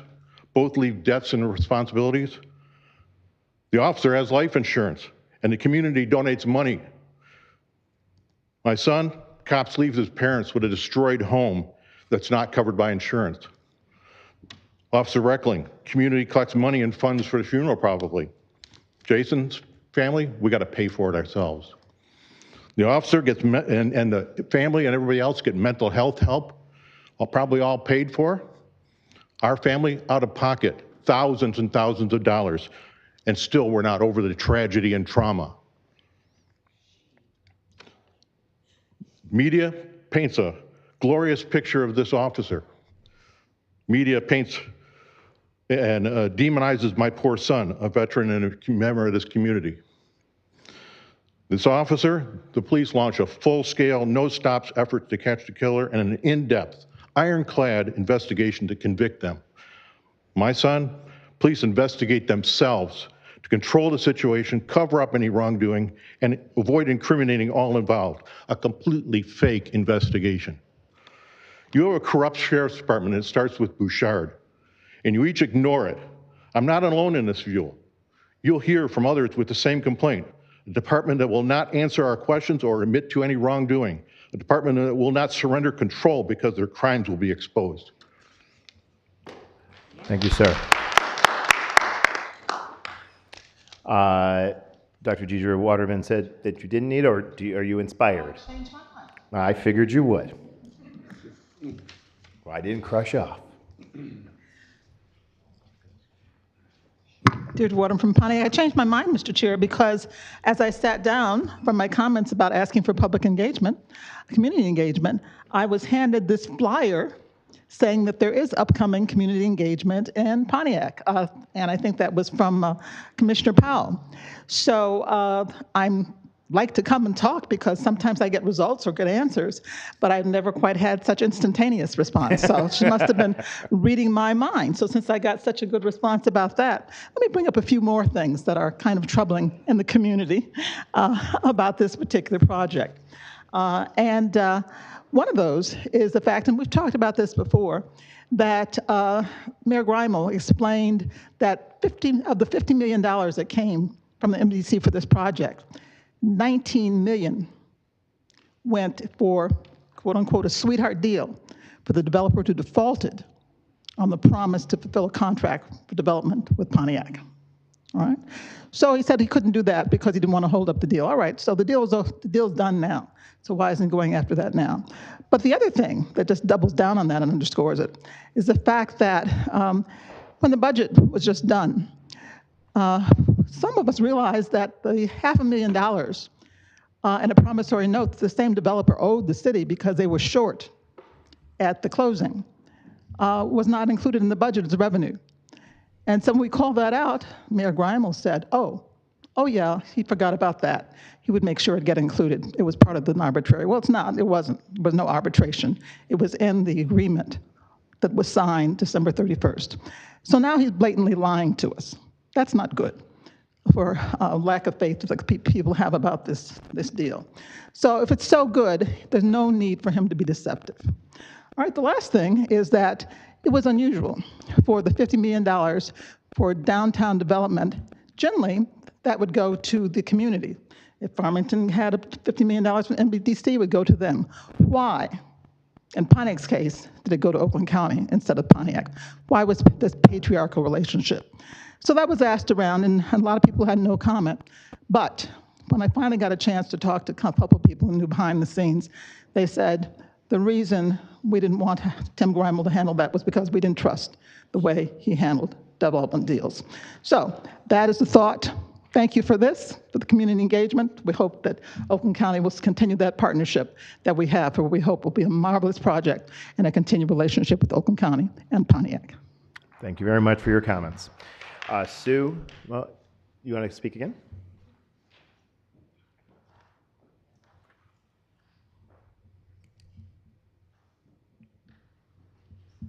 Okay, thank you for indulging me twice.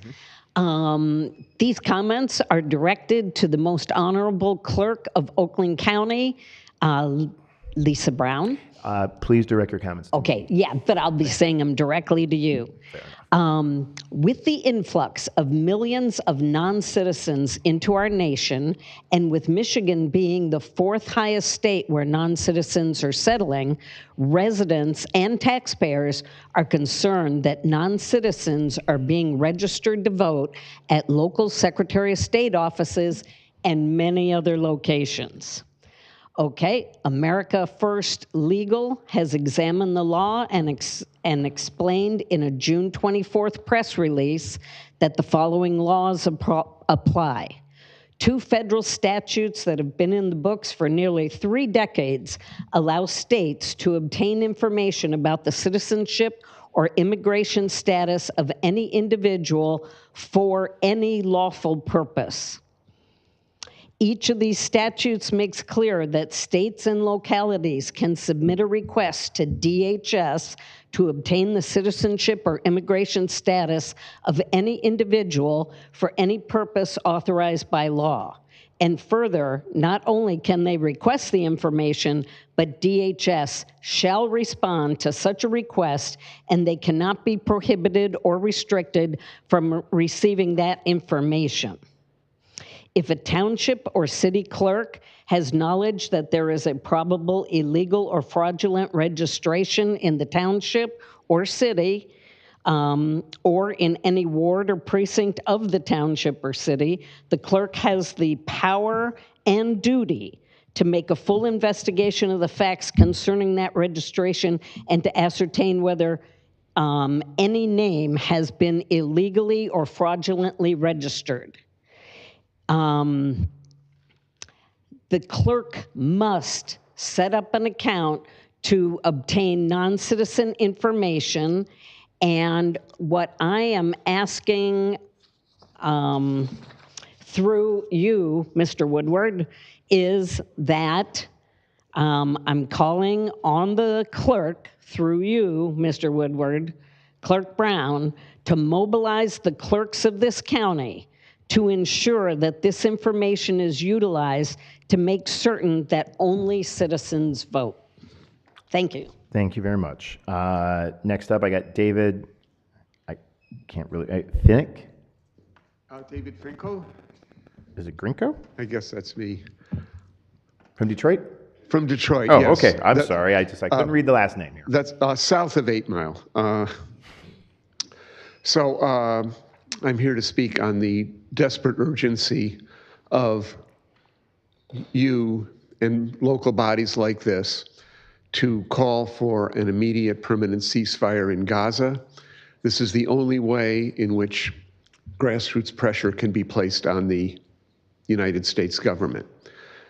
Now, since the last meeting of this body, there has been, as you may have heard, a report in the authoritative medical journal, The Lancet, which estimates, based on data that they're able to collect, that the real death toll in Gaza at the time of the publication may be as high as 186,000 from all causes, not just the bombings, but disease, starvation, all kinds of other causes associated with this slaughter and catastrophe. That would be that number, which continues to grow, of course, over the course of 9 months, constitutes roughly 8% of the entire population of Gaza. Imagine that. It's also been reported that simply cleaning up the physical destruction of Gaza would take something like 15 years. That's aside from the human damage.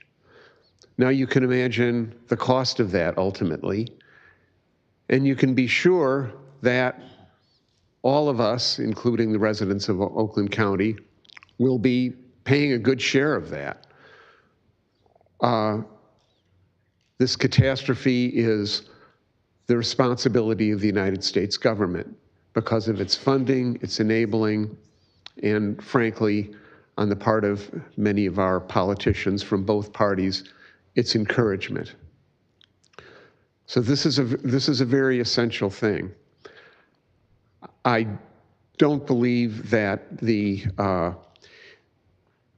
even though Americans are only seeing on our major media a small fraction of the actual devastation and catastrophe in Gaza as well as the occupied West Bank, even from what you can see on our major media, the essential urgency of this should be absolutely self-evident. So I ask you not to delay and to take steps to demand an immediate ceasefire. Our government officials will listen. They will listen only to the grassroots. They will not listen to anyone else. Thank you very much. Amrit, again, limit our public demonstrations here. Amrit Cole, followed by Farabeg. Coley, excuse me, I'm sorry. That's okay.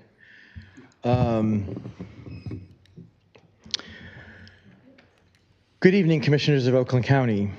My name is Amrit Coley. I'm a Ferndale resident residing at 449 Leroy Street in Ferndale. I just said that. I am Oakland County. Here we are again, yet another meeting without any recognition that we are here, have been here, will be here, to continue to be here. You have chosen to ignore us. You have chosen to turn a blind eye to a genocide being live streamed 24/7 globally. There are actually several genocides actively occurring on the planet today. In the Ukraine, Russia is committing genocide against the Ukrainians. In Palestine, Israel is committing genocide against the Palestinians. In Myanmar, The Buddhist nationalists are committing genocide against the Muslims of Rohingya. In Ethiopia, the Ethiopian federal government and Eritrea are committing genocide against the people of the Tigray region, and still there are others. You have chosen to be silent on all these atrocities, yet on April 14th, 2022, you adopted miscellaneous resolution 2022-116, which declared April 2022 as Genocide Awareness Month. Where is your genocide awareness today? Mr. Woodward and Mr. Cavell, you co-sponsored that resolution. Why are you having a hard time finding the courage to sponsor a resolution on Palestine today? Are you only going to decry the genocide of one people who all happen to be white? Or are you prepared to decry the genocide of all people, including those of us who are brown and black and still suffering the evils of genocide? Is it because you are Islamophobic, perhaps? This is simply another word for racism. Why is it that we welcomed white Ukrainian refugees with open arms in Oakland County when the war started in Ukraine, but we shut out people fleeing from Palestine? Do Palestinians have to be white to warrant your attention? Is that not racism up to its most dastardly tricks again? How can you sit there and ignore the genocide of Palestine when it took you less than 3 months to denounce the genocide in the Ukraine? Can you be more hypocritical and racist? Yes, racist. That word, the word that nobody likes to hear, but everybody sees happening around them on the daily in this country. But we say nothing, we just ignore it, and we allow each other to get away with our racist ideologies and our racist slurs and our racist patterns of thinking. Why? I'm here to confront you on this racist silence you have chosen to undertake on the issue of genocide in Gaza. I will not stand here and allow you to continue to stay silent without holding you accountable. We live in the most segregated city in America. Racism flourishes in the suburbs of Detroit. So I'm not surprised we have elected leaders who choose racist silence over compassionate legislation. David Coulter opened his budget presentation by condemning senseless violence in Oakland County. Well, we are asking you to care about and condemn the same senseless violence we are witnessing in Gaza and around the world. If Mr. Coulter is as passionate about condemning senseless violence as he suggests he is, where is his and your outrage at the senseless violence in Gaza? Thank you for your Farah Beg. Farah. And next up, is it Nabo Sater? Next, after Farah. Good evening, everyone. We have been talking to many of you for months. We have been talking to you to support a ceasefire resolution. And I was told directly that you have no appetite to sponsor a resolution that has something to do with people all the way on the other side of the planet. But you had no problem in 2022 passing a resolution sponsored by many of the individuals sitting right here, including Mr. David Woodward, to pass a resolution observing April 22 as Genocide Awareness Month. Perhaps you all don't remember what you all sponsored back then. Let me read it to you. Whereas genocide is the ultimate display of hate, fear, and violence that may cause persecution and annihilation of innocent people. Genocide ideologies are learned attitudes and behaviors. And whereas genocide can result from multiple dangerous factors or conditions, including the promotion of one group's social, economic, or political advantage at the expense of another human rights. Compliance with authoritarian leaders, governments or groups, a crisis of resources, and prejudice resulting in negative reactions to or evaluation of groups and their members. Whereas the psychological devastation of genocide has established in psychological studies of the genocides of indigenous peoples of the Americas, Africans in the transatlantic slave trade, Jewish people in the Holocaust, Armenians, the Tutsis in Rwanda, Cambodians, Guatemalans, Ukrainians, Chinese in the Nanjing massacre, Muslims in Bosnia, Christians in Iraq, and most currently the black people of the Darfur region of Sudan. I guess Palestinians don't qualify. There's some reason why there's a block here among this group of people that you just don't feel that Palestinians qualify because nothing inside the content of this resolution has anything directly to do with Oakland County residents. And I was given the spiel that, hey, we don't want to do anything that has to do with outside Oakland County. Well, you did it in 2022. What's the difference right now? It continues to say, whereas genocide has long-term intergenerational traumatic effects on whole communities, including what is impacting the residents of Oakland County right now because their family, their friends are all dying. So where is your stand up for the rights of people, rights of humanity now? It was okay in 2022, but for some reason, all that has dissipated. Thank you. Thank you, Farah. Nabel, followed by Heidi West. Good evening. Good evening. My name is Nabil Abdul Seder. Short is Nabil Seder there. I'm here to basically state that Palestinians are not children of a lesser God. They are not children of a lesser God. The same God that you guys look up to, if you do look up to the same, they look up to the same God. They're no different than you, except that they happen to be of darker shade. Some of them are not of darker shade. When I walked in this building today, I've lived in Oakland County for 45 years. When I walked in this building here, I saw a statue of Lady Justice. Justice for who? Justice for who? For Tom and John and Jill and Jane? No justice for Muhammad and Ali and Fatima? No? You know, I'm originally from Lebanon. I came from a war zone. I've been in war zones. I've been in wars. I've seen dead people. It's not good. It's not okay, right? We have been screaming on the streets across the world. 95% of the world population, 95% of the world population is screaming for Gaza. What is democracy? 80% of Americans are asking for stopping the genocide. Is this democracy? Or once you get up to that ladder, whatever it is that you're sitting up there, you forgot who elected you? This is insanity beyond proportion. I'm watching news every day. For those of you guys who do not watch it, turn to Al Jazeera. And it's not a propaganda channel. I can guarantee it's not a propaganda channel. Al Jazeera English, of course, because I don't understand Arabic. I'm fortunate to understand Arabic. And watch a genocide 24/7. Babies mutilated every day. Every day. Today, I heard in Argentina that the president of Argentina is opening the case to find out about the bombing of the embassy from 1994. Where 80 people died. I don't know what their nationalities are. We have an Argentinian embassy in Gaza every 12 hours. Every 12 hours, 100 people are being killed. Innocent people, they run from place to place, from tents to tents. There is no water, they drink sewer. Their skin diseases. They're dying of hunger. They're dying of lack of medicine. There is no electricity, there is no water. And we are sitting here calling Israel defending itself, sending $15 billion up on top of the $4 billion that we have every day because we call Israel defend itself. Well, who's defending the Palestinians? I just want to add this. I just want you guys to ask this question. I'm running out of time. When you go home, think about it. When we talk about Israel defending itself, one question and one question only. Who's defending the Palestinians?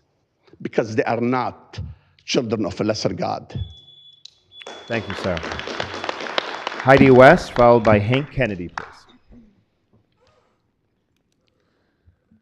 Hello, everyone. My name is Heidi West, and I'm a 15-year resident of Ferndale, and I am Oakland County.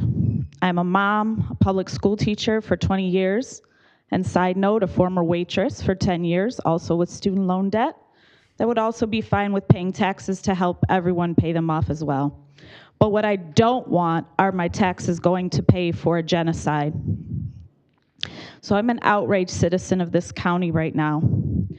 I'm angry because we were here last month, and in that time, thousands more human beings, mothers, children, and babies have died, and yet As a county, we won't even give our residents a chance to see a ceasefire resolution on the agenda after months of emails and polite asks. It is the very least you can do. It's a symbolic gesture that shows you care about all of the residents of Oakland County, including the 70% of Democrats, including Muslims, Jews, Christians, that want a ceasefire.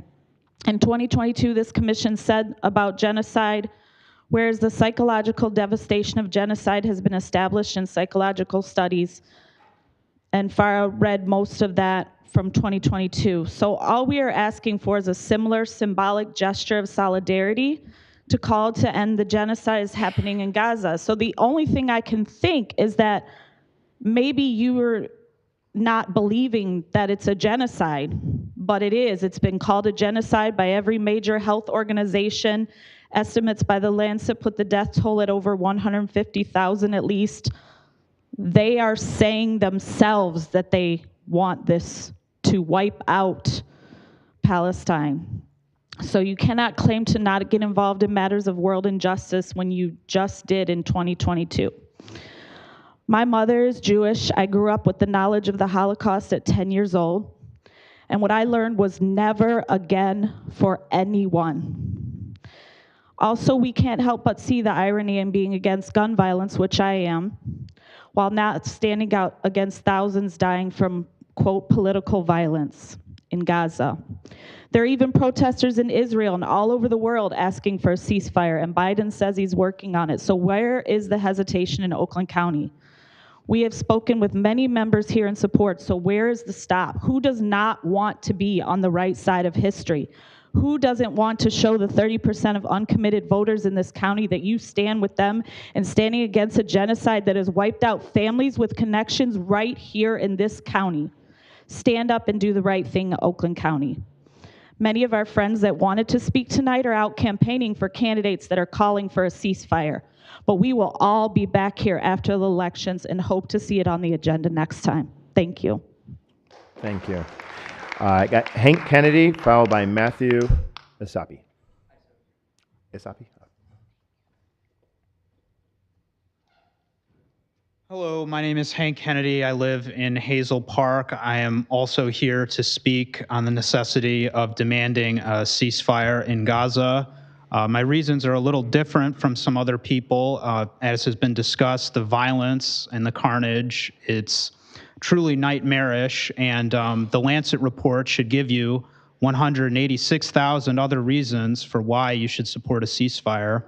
But I want to talk about the assault on our civil liberties, our freedom of speech that this war has engendered. Now, every war that the United States has fought since the beginning of the 20th century has contained some measure of assault on our freedom of speech or expression or assembly. I passed by a memorial to those who were killed in World War I. During World War I, the government harassed and surveilled and mistreated opponents of that war, including religious conscientious objectors such as Quakers or Mennonites. During the Vietnam War, the government burglarized and illegally surveilled opponents of that war. Even during the Good War of World War II, thousands of Japanese people were put in internment camps on the West Coast. During the War on Terror, which has lasted almost my entire life, we have been gifted the warrantless surveillance of the Patriot Act. Now, since this war that Israel is waging on the Palestinian people has started, I have seen a historian, an Israeli historian who came to this country, Ilan Pape, for a speaking tour. He was detained at the Detroit airport. He was asked questions about his political affiliations. They took away his phone. They asked who in the Arab or Muslim or Palestinian American community he knew. The only purpose for something like that is intimidation, to intimidate those who want to speak out against this war. I will give another example. When some residents of Hazel Park wanted to picket the office of Haley Stevens, she called the police on them. Where is our right to petition our elected officials? It seems to be disappearing bit by bit. when students at my alma mater, Wayne State University, were peacefully protesting, the Board of Governors sicked the SWAT team on them, where they ripped the hijabs off of Muslim women before holding them in detention without charges. Where is our freedom of speech? Where is our freedom of expression? So if not for the Palestinians, do it for us as Americans so that we can protest against this genocide, because it is not just that they want to carry out a genocide, they want to do it with our compliance, with our silence, and we will never, ever give them that. Thank you, sir. Matthew? Yep. Matthew, followed by Scott, I think it's Frida. Hello. My name is Matthew Isopi. I'm a resident of Rochester Hills. I am here today to speak on a serious issue, which is the ongoing conflict between Israel and Palestine.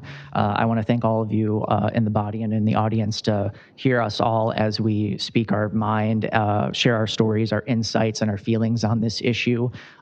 It is much appreciated. To share my own feelings, there are days where I don't know if I have the psychological strength to watch what is ongoing anymore. I don't have the stomach for it anymore. Every article I read, every video I watch, every photo I see come from Gaza fills me with this deep anger and a profound sadness. And the pain and the trauma that these people, these Palestinians, are enduring on a daily basis is unimaginable to me. This conflict has led to the loss of thousands of innocent lives that are including men, women, children, and the elderly. They have had to go without clean water, food, electricity, medicine, and even temporary shelters and refugee camps. As leaders in this community, I am asking you to condemn this horrific violence that's happening in Gaza and introducing a resolution for a durable, permanent, lasting ceasefire. This situation is the results of a blatant disregard of humanity in our federal policy, and you do not need to share that sentiment. Wayne County and Washington County do not share that sentiment either. They have recognized the brutality of this situation to call for a ceasefire. They understood that to call for a ceasefire is to demonstrate basic humanity. It is the bottom floor bare minimum that we all should be doing, and that includes you all as well. You hold an institutional power that those speaking today do not. You represent all of us here who live in Oakland County. By calling for a ceasefire, you're putting pressure on our elected officials who have ignored us at every turn, every way that they possibly could, and are prolonging this conflict with their own complacency. Not only that, but a ceasefire resolution from this body is an opportunity for outreach and education. We need moral leaders in our community to intervene in this discourse that's dominated by dangerous speech and perpetuating dangerous stereotypes about marginalized groups in our community.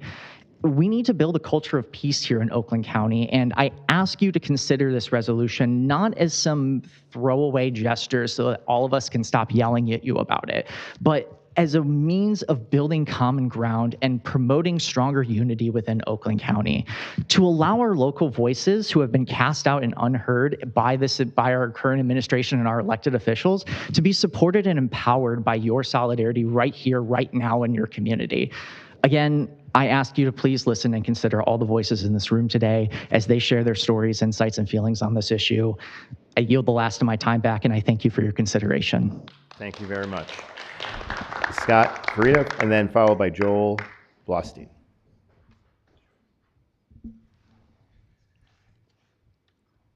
Welcome. Thank you very much. Good evening, everyone. My name is Scott Farida from West Bloomfield. It's actually very fortuitous I came here on a day both focused on the budget and given who's in the room.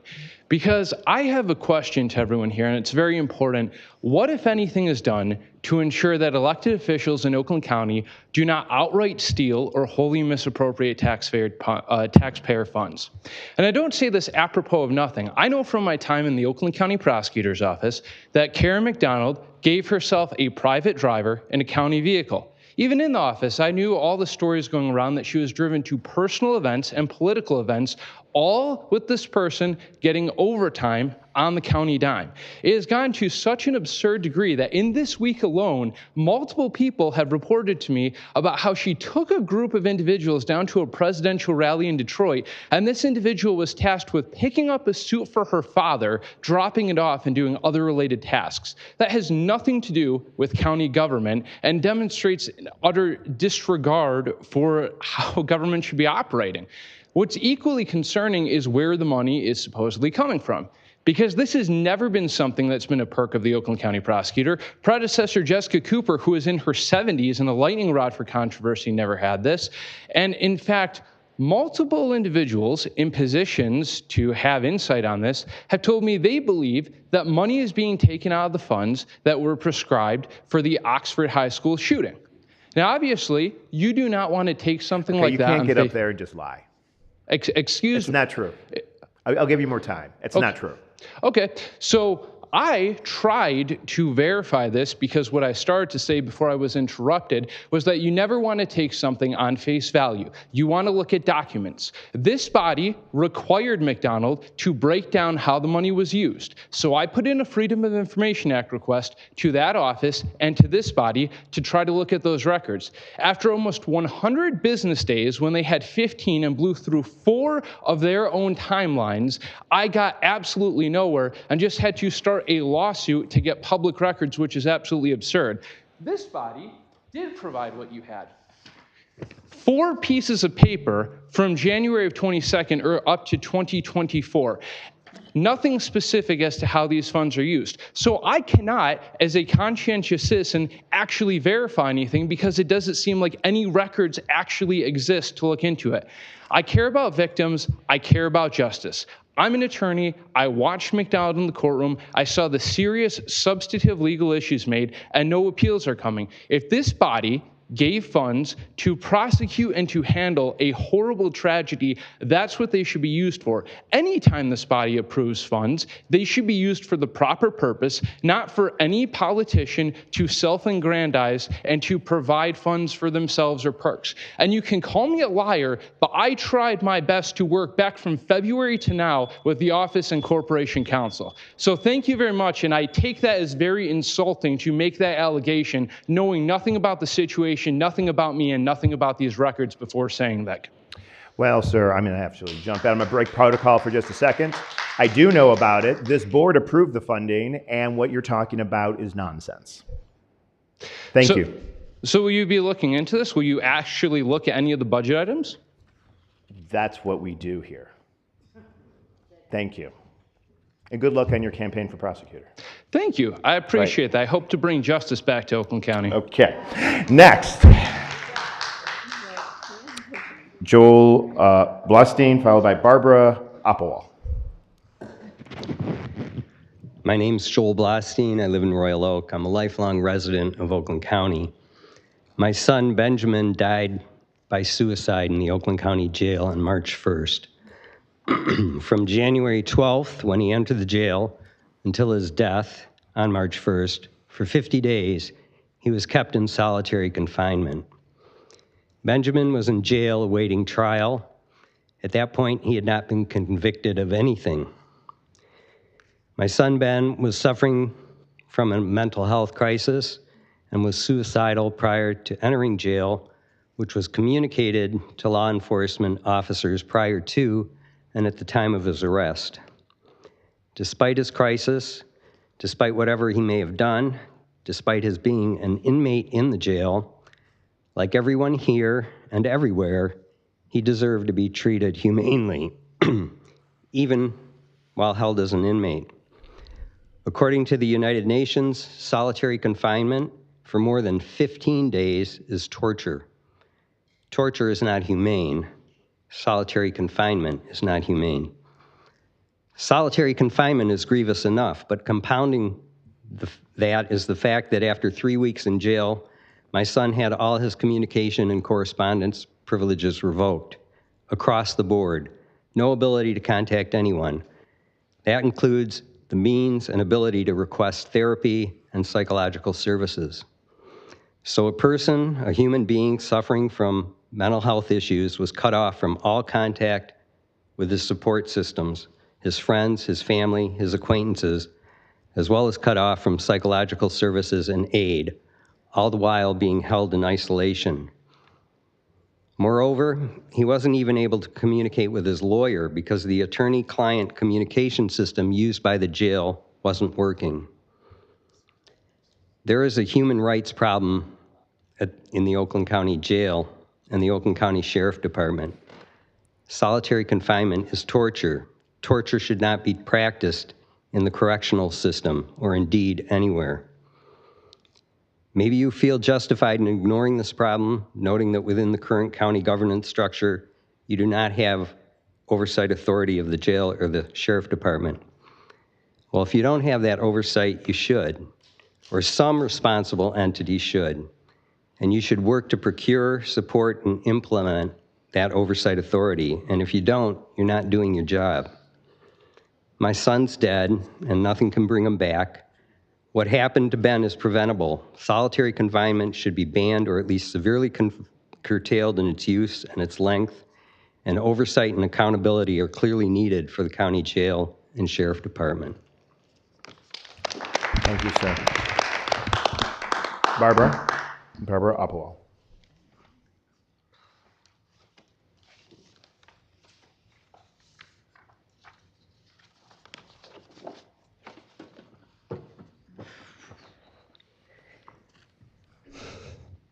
My name is Barbara Appawal. I'm Joel Blastein's wife and the mother of Benjamin, who died March 1st. You heard from Kevin Sugg about the loss of his son. Our son's deaths are different in many ways, but sadly similar. Both men, age 34, dealing with mental health crises, showing anger towards family, having contact with Oakland County Sheriff's Department. Both are dead. Both families feel strongly that these deaths were preventable. Both families want independent investigations. Both feel that the investigations carried out by the Sheriff's Internal Investigation Unit were biased and purely defensive to avoid liability and accountability. Both families hope speaking out will prevent repeat tragedies for other citizens. I spent 30 years working in a professional capacity in finance, human resources, program design, administration for big companies like GM, EDS, Trinity Healthcare, the Veterans Administration. Every place I worked, I was involved in quality and process improvement. We'd monitor for sentinel events, negative outcomes which should not happen, but did.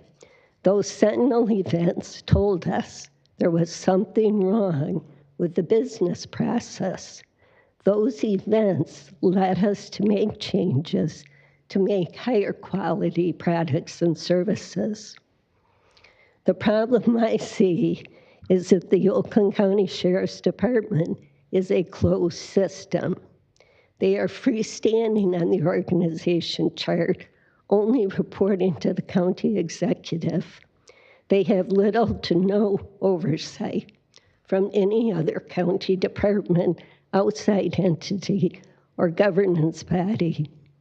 It seems they believe they are immune to prosecution and can disregard civil rights, best practice standards, and research, and even ignore their own internal regulations.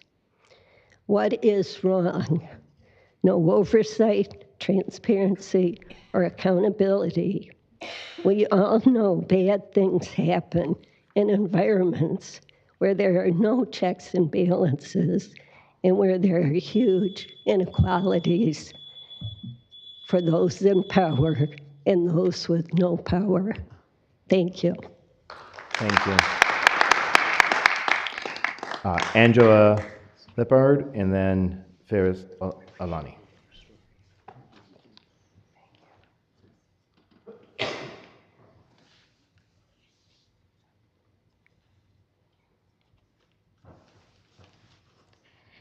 Hello, my name is Angela Lippard, and I'm a resident of Ferndale. I, like many others here, am here to ask that you follow Wayne and Washtenaw County's example and pass the ceasefire resolution. I think what you're hearing a lot today around violence is who we value and who we don't. And it's clear that the most vulnerable people are the people that we tend to stand by and let die.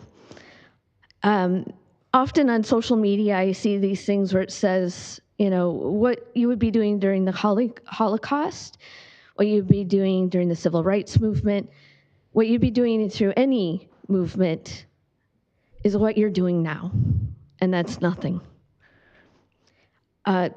This sounds like hyperbole, but historically, the reason why people could dehumanize and kill large numbers of people is because good people stood by and did nothing.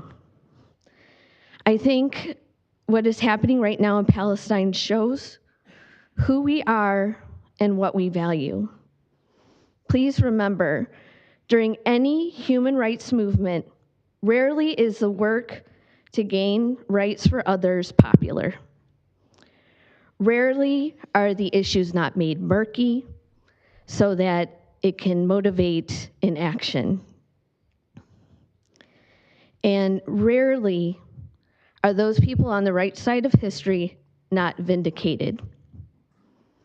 And I'm asking you to be on the right side of history. And so I have a question. I want you to just think about this. Why do you serve? Why are you in the current position you're in? Is it to work towards the collective good? Is it to listen to your constituents? Is it to protect the vulnerable? Or are you here to serve your career? Are you here to serve your own personal goals? Are you here for your personal gains? Again, I know you can be very unpopular for doing the right thing. I know this personally because I have lost a lot of friends over this issue. But I trust, just as I protested the war in Iraq, that history will judge me well. And I want history to judge you well. Thank you. Thank you very much. Ferris, and then I've got Anisha up behind, right behind him. Welcome. Thank you. Thank you. It's nice to see some familiar faces, actually. My name is Ferris Almy. I live in Bloomfield Hills Township, and I've been a resident of Oakland County for 21 years. I'm lucky enough to go to work every day, but most people don't know my backstory. I'm Palestinian originally from Gaza, and all my family's still there. Having watched what's happening, not necessarily by the news, but by firsthand hearing them move from one place to another, trying to find shelter, hearing about every single house that we owned in Gaza being demolished, one after another, being civilian living there. You don't have to tell me the news. You don't have to tell me it's genocide. I know what it is. I know firsthand that these cousins, uncles, aunts, friends, family members, every single day, still till today, running around from place to place, looking for, number one, food and water. What most people don't know about that is that I have lived what my grandparents raised me as well as my parents did, which is to hide my identity and live by every day, not telling anyone anything else about what I'm doing. And for the past 21 years, most of people who know me here from that work, I've spent my life making sure that people who have no voices are being heard in rooms that they're not able to attend. Having carried a refugee document that does not allow you to travel anywhere, including where you come from, I know what it means not to be able to go anywhere or to be heard or to be silent. So with that, I urge you today to be the voice of reasons, to stand for what Oakland County stands for, to make us what we are, who we are, to make us not only own one house in Oakland County, I own two of them, so happy to be here, but not only just in Oakland County, in the whole region.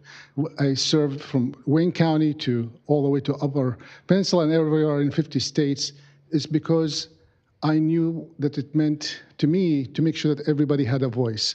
I watched beautifully how the debate was about $500,000 being spent, and I was so inspired to say, wow, we care so much about what we do every day, but we don't care about the 15 billion that is going to kill innocent people every single day. That's not a big deal. We're caring about 500,000, but not 500 million. Forget the billions. How about the lives of the people? How about the people's work? How about the people who live in the community that have families there that every day sees this suffering? I urge you to take action. Having spent my lifetime, most people not knowing that I lost this January, I mailed 14 W-2 forms to people that work for an organization that I helped give a creation for, coming to the country. I was a student and fighting immigration for 20 years to become a U.S. citizen. Now I'm able to stand here to speak to you. Thank you for your time. I urge you to do something by creating a ceasefire now. Thank you. Next up, Anisha Sudarshan, followed by Kazi Afzal. Okay. Good evening. My name is Anisha Sudarshan, and I'm a Ferndale resident. I'm a public health researcher who evaluates programs for public good. I'm here today requesting that you pass a ceasefire resolution endorsing an end to the atrocities that Israel is committing against innocents in Gaza. It constitutes a dire humanitarian disaster and genocide ongoing for over 9 months. We have seen 9 months of harrowing footage from Gaza of the gruesome murder of babies, the suffering of families, a sickening nightmare overall. It has to end. I'm a longtime Oakland County resident who grew up in Farmington Hills. I grew up in a diverse community surrounded by strong morals of human rights and justice for all, especially those facing systemic violence. Currently, for our local Arab communities, this has been a fraught time. While they endlessly grieve the lives of innocent Palestinians being murdered and simultaneously face Islamophobia and anti-Arab sentiment for simply asking for an end to the genocide, the silence of your board is not aligned with the values I grew up with in this county. How can you be silent about Palestinians dying in Gaza while claiming to care about our community's well-being? Right now, the suffering is on an unfathomable level. The bombs being dropped on Gaza and the ground invasion of the IDF alone have led to the deaths of almost 40,000 civilians, officially, likely a massive undercount, and the destruction of essential infrastructure. These innocent civilians were murdered with full backing of the U.S. government. The U.S. government has spent $15 billion, as you've heard, on weapons for the Israeli military while using our taxpayer money. In addition, there's a massive public health crisis, which of course is important to me, being in public health. There's an imminent risk of famine due to the Israeli blockade on Gaza, rated the highest level of food insecurity by international standards. There are Palestinians who, in addition to the mortal threat of the IDF, face mass starvation and uncontrolled infectious disease spread. This is an utter tragedy and a failure of humanity. You cannot keep ignoring this. You hold immense power as county commissioners to do good for your residents. You must take a stand immediately that you do not endorse these atrocities and stop staying silent. You also must signal that you believe that your residents' federal tax dollars should not go towards funding this genocide, because right now it feels like you do with the silence. 9 months into these senseless atrocities, I request you to do the right thing and call for a permanent and lasting ceasefire. Thank you. Thank you. Kazi Afzal, followed by Heather Burnham. Is Kazi? Kazi.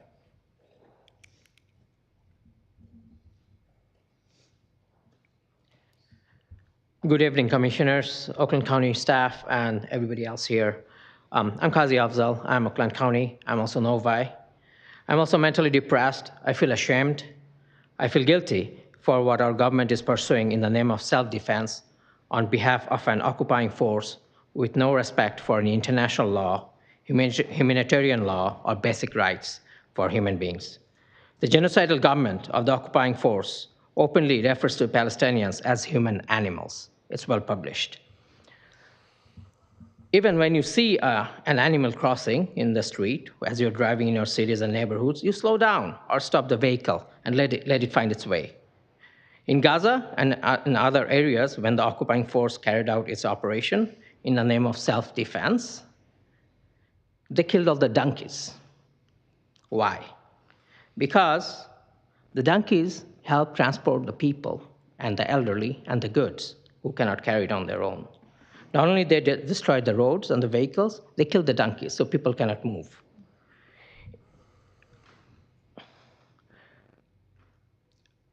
The donkeys who they killed, along with the people, you heard how many, tens of thousands, everybody was trying to escape their slaughter, right? You talk about mental health. This is what is being carried out with our tax money and weapons supplied by blood-hungry entities. How will it not affect our peace? How will it not drown you in guilt? I guess the logic does not apply to everyone. Have you sold your integrity, ethics, moral for blood money from lobbyists? I know they're knocking on your door, and some are getting their donations. Here's the real story published today in Associated Press. It reads, bewedding, nightmares, shaking. War in Gaza takes a mental health toll, especially on children. This is a story of a mother who gave birth to twins in a hospital. I'm reading it short, quickly. The IDF came to raid the hospital. The parents were able to go away with one of the twins. The doctor said the other will not survive. They never found the twins again, the other twin. This is one of the thousands of stories. We will not hear about a lot of the sufferings on the standard media, the news networks. The invasion in Iraq was based on fabricated and false intelligence. You know who provided a lot of it. It destroyed most of Iraq, created refugees in millions, and killed more than 1 million people. You'll never hear about it on the media. That is the truth. Similarly, remember the big news on the babies beheaded coming out of the White House and all the media outlets? That turned out to be a hoax, a false, created by the Israelis. When it was proved to be wrong, no media came out and corrected it. It creates distrust among the society, causes Islamophobia and anti-Semitism to rise. So a ceasefire resolution supported by our neighboring counties, you can do it as well. Shame if we cannot do it and be right side on the history. Thank you. Thank you very much. Heather Burnham, followed by Farah Ashtiani.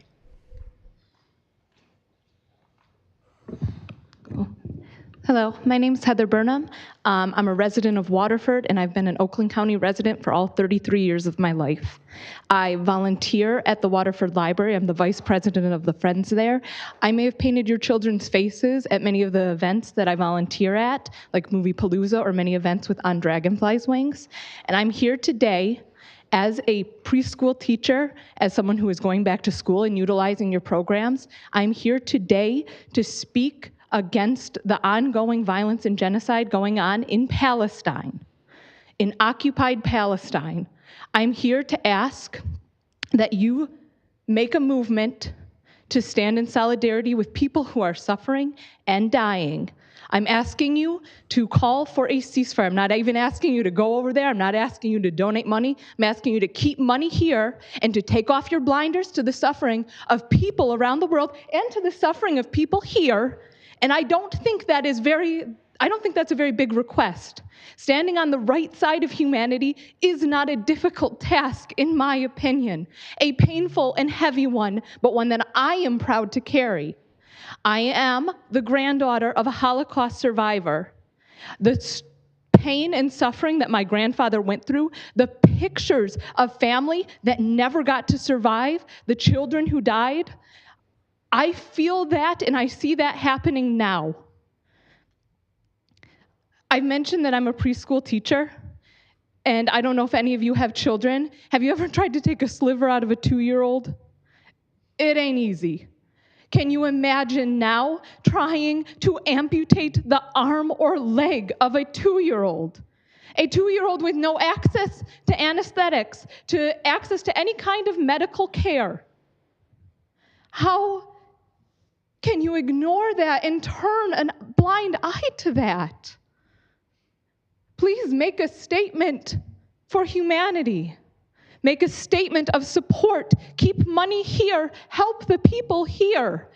and stand up for something. Get our voices higher up to the government. I've been calling every day and emailing and speaking out. I've lost my voice crying and yelling. And I'm asking you to just please, please take a stand.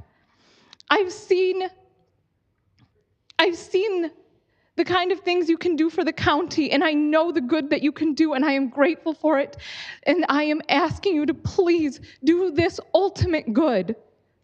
As a Jewish woman, as a descendant of a Holocaust survivor, it would mean the world to me to know that where I have lived and where I have been proud to stay at for my entire life was on the right side of history. Thank you again for your time. Thank you. Farah, and then Angela Burnham.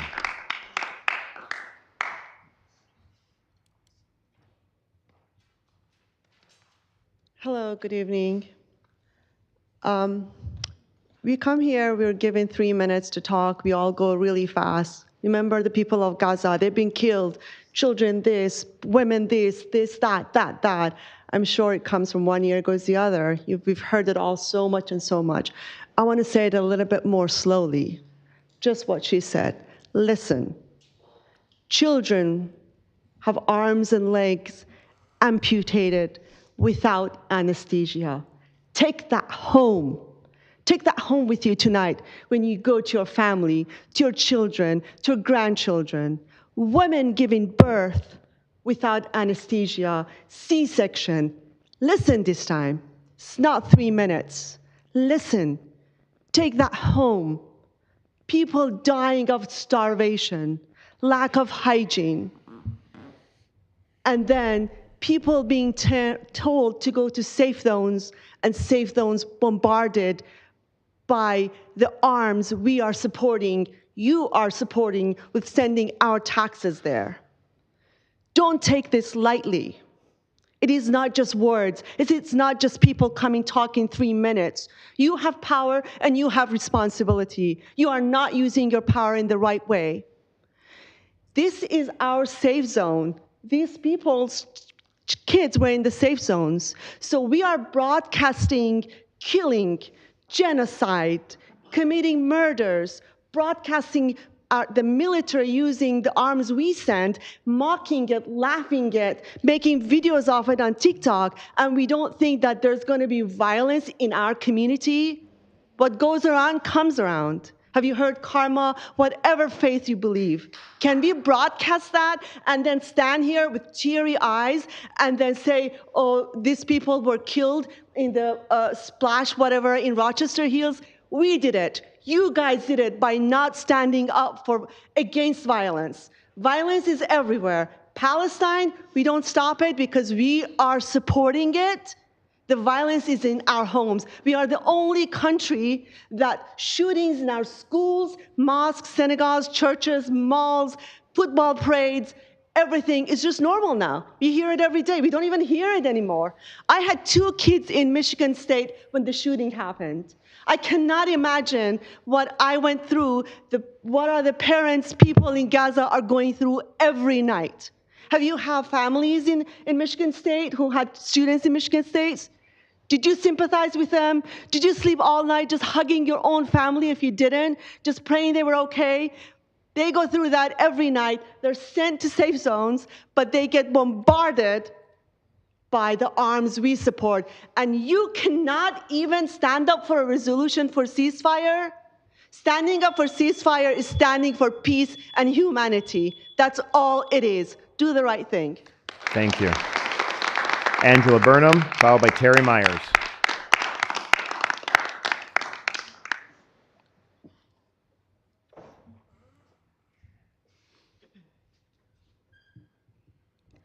Hello, my name is Angela Burnham, and I'm a resident of Waterford. I'm here to talk about a permanent ceasefire in Palestine as well. And my family are descendants of a Holocaust survivor. And I think about what my grandfather went through. Granted, he was a child during when the Nazis were in power, and the PTSD he suffered was so severe. He couldn't eat, he couldn't sleep, he wouldn't talk to us for days, just at the mention of his past. And I see what's happening in Palestine, and I hear every day these children crying and becoming orphans, losing their entire families. And it's horrifying, it's tragic, it feels unreal. We need to stand up. We need to ask for a permanent ceasefire. We need to make a stance. We are all humans, and we all have a right to live. We have a right to survive, and it's not fair that there's a genocide and we get to sit at home in comfort, eating and being with our families. Please, please do the right thing. I think about this more. There's so much that's happening, so much that we don't hear, but it's constantly being broadcast. There's so many firsthand accounts and witnesses, and those are the true statements. Those are what we would write about in college papers, and those are the truth. Those are what we hear. There's no lies behind it. It's firsthand experiences. We need to divest from Israel. We need to stand with Wayne and Wichita counties and ask for a permanent ceasefire. Thank you. Thank you. All right. Terry Myers, followed by Renee Lichtman. Good evening, Commissioners. My name is Terry Myers, and I live in the city of Rochester Hills. I'm here tonight to show my support for the Oakland County Sheriff's Office. I've heard through national news press conferences involving Sheriff Bouchard that he has had a lot of support from federal, state, and local agencies. I am hopeful that this board will continue to show support toward the Sheriff's Office to ensure they have the resources they need. The next thing I'd like to do is thank my commissioner, Commissioner Johnson, for expressing his support toward our emergency responders. And the last thing I would like to do, which I do each and every time that I come across a law enforcement officer, I walk up to them, I thank them for their service, tell them to stay safe. I appreciate you. Thank you. Renee Lichtman, followed by Will Anwar Mirza.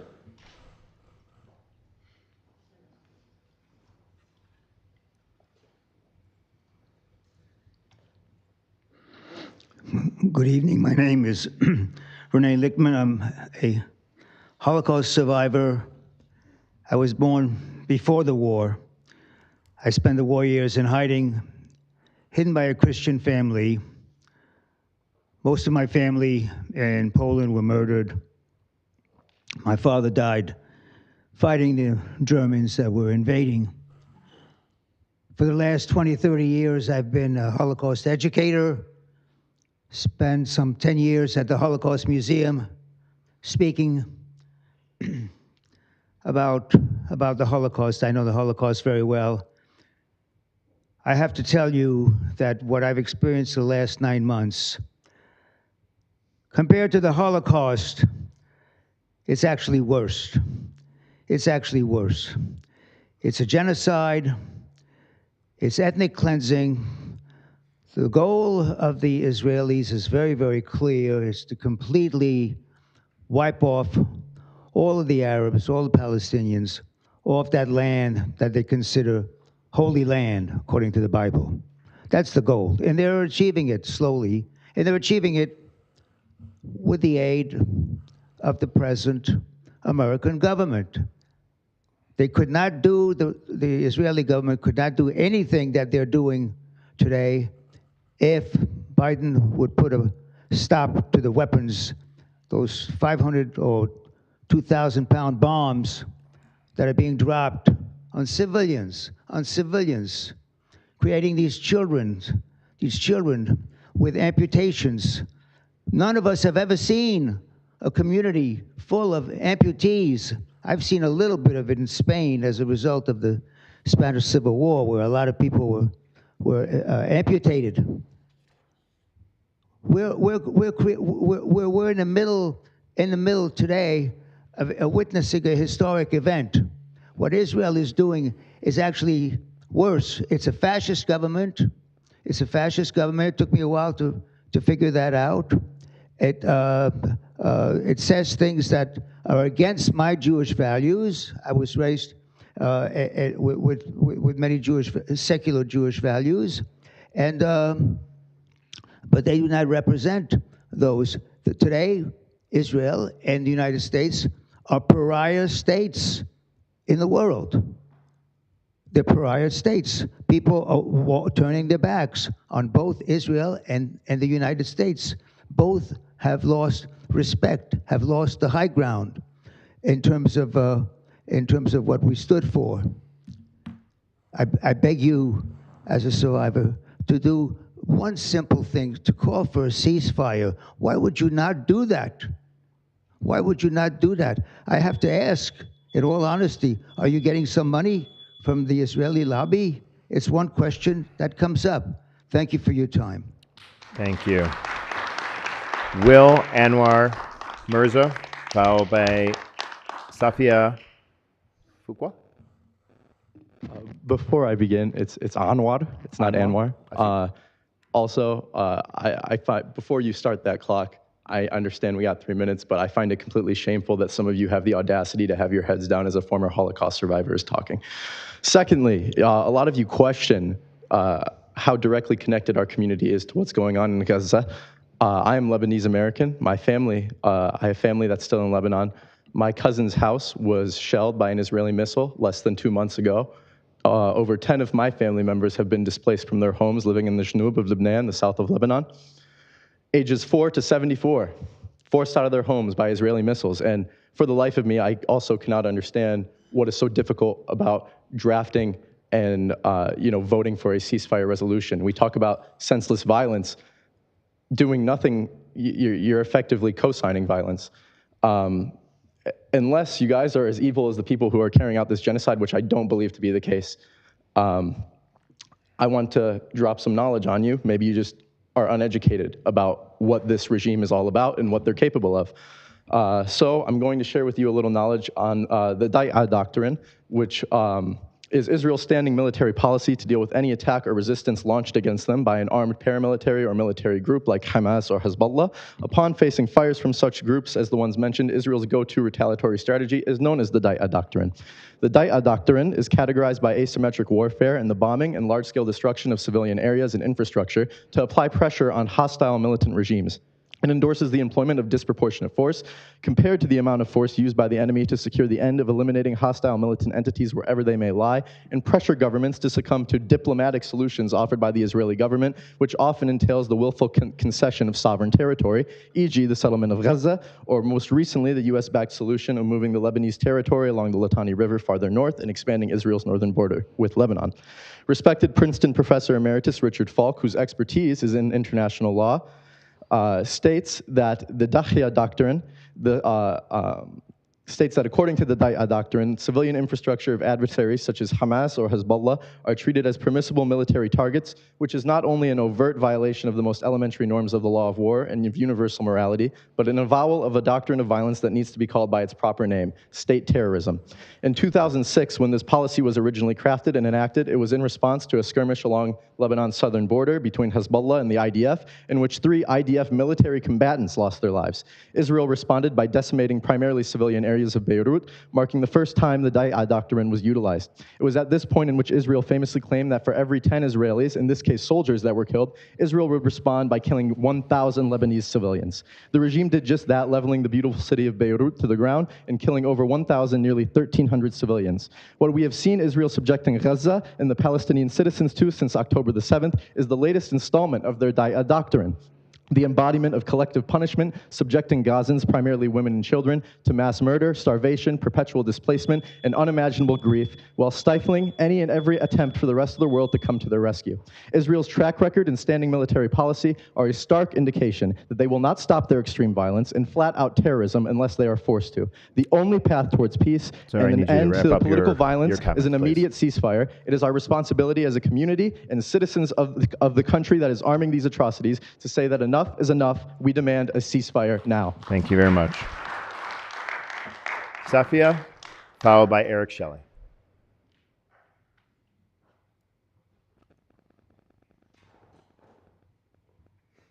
That's the end of my list.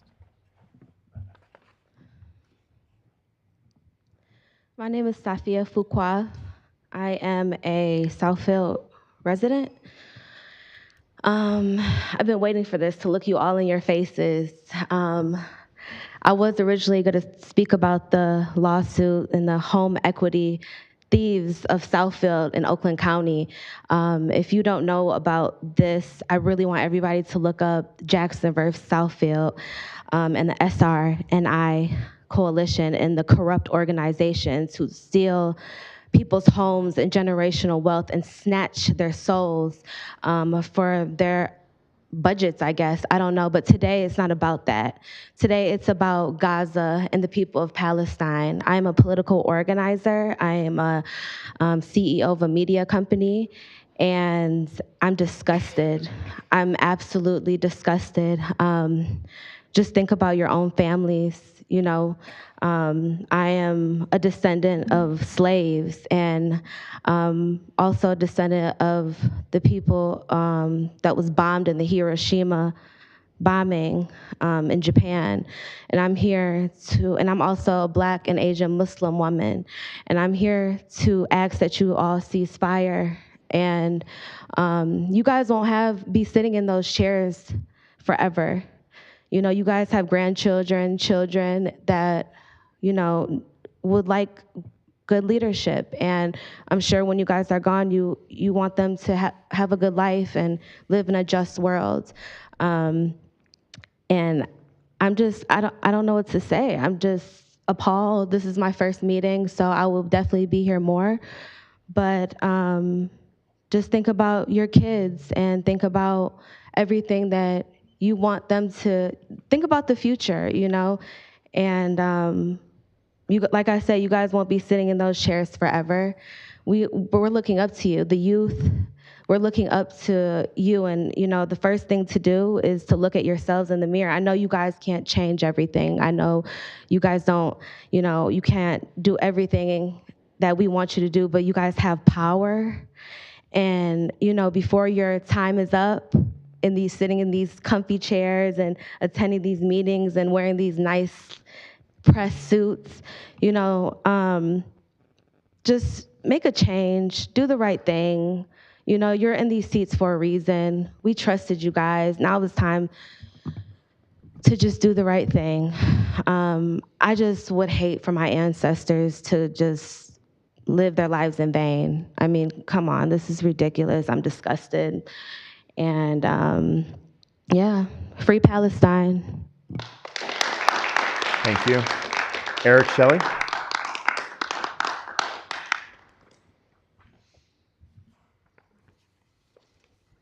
Yes, I'm Eric Shelley, resident of Southfield. Been in Oakland County probably, 40 years now. Wow. I don't know what I can say that hasn't already been said tonight, so let me just give a recap. I rise in favor of a proclamation to call for a ceasefire in Gaza. I don't think there's any need to recount the horrors that are happening there. We know about the loss of innocent life. I was shocked, but I suppose I shouldn't be, that there was already a declaration made about genocide earlier, and that apparently didn't mean anything, that it just sits there lying pointless on a table somewhere. And not to give you too much credit, but if you were to pass this resolution, it's not like you personally can end this genocide on your own, but if we all do something, then we can all contribute to the pressure to see an end to this needless violence. There may come a day when it will be too late to speak out, and we all know that. But we can speak out, and that's why we're here. Whether it does any good or not, we have to speak out. But for you, there will come a time when you'll have to live with yourselves, as has been mentioned many times already, and you want to be on the right side of history. And unlike all the other things that you do in this chamber, this costs you nothing. All right, you're in here spending millions of dollars. And this is just a simple declaration, another piece of paper to lie on a desk to say this is what the people of Oakland County believe. And how hard is it to say that we believe that innocent people should not be murdered? I think that's obvious. Shouldn't it be obvious? So again, you know what to do. You have a resolution calling for an end to the ceasefire, calling for a ceasefire. Please pass it as soon as possible. Thank you. Thank you very much. That concludes those who had signed up. If there are anyone who wishes to speak during public comment that did not sign up, if you can just raise your hand, and I'll call on you individually.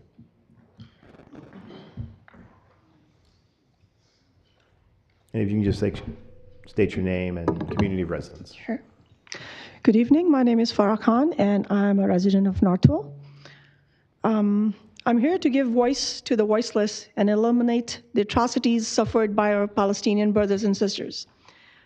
For too long, they have endured unimaginable suffering and dehumanization, their lives reduced to mere headlines in a world that has seemingly lost its way. Innocent children have been maimed and murdered.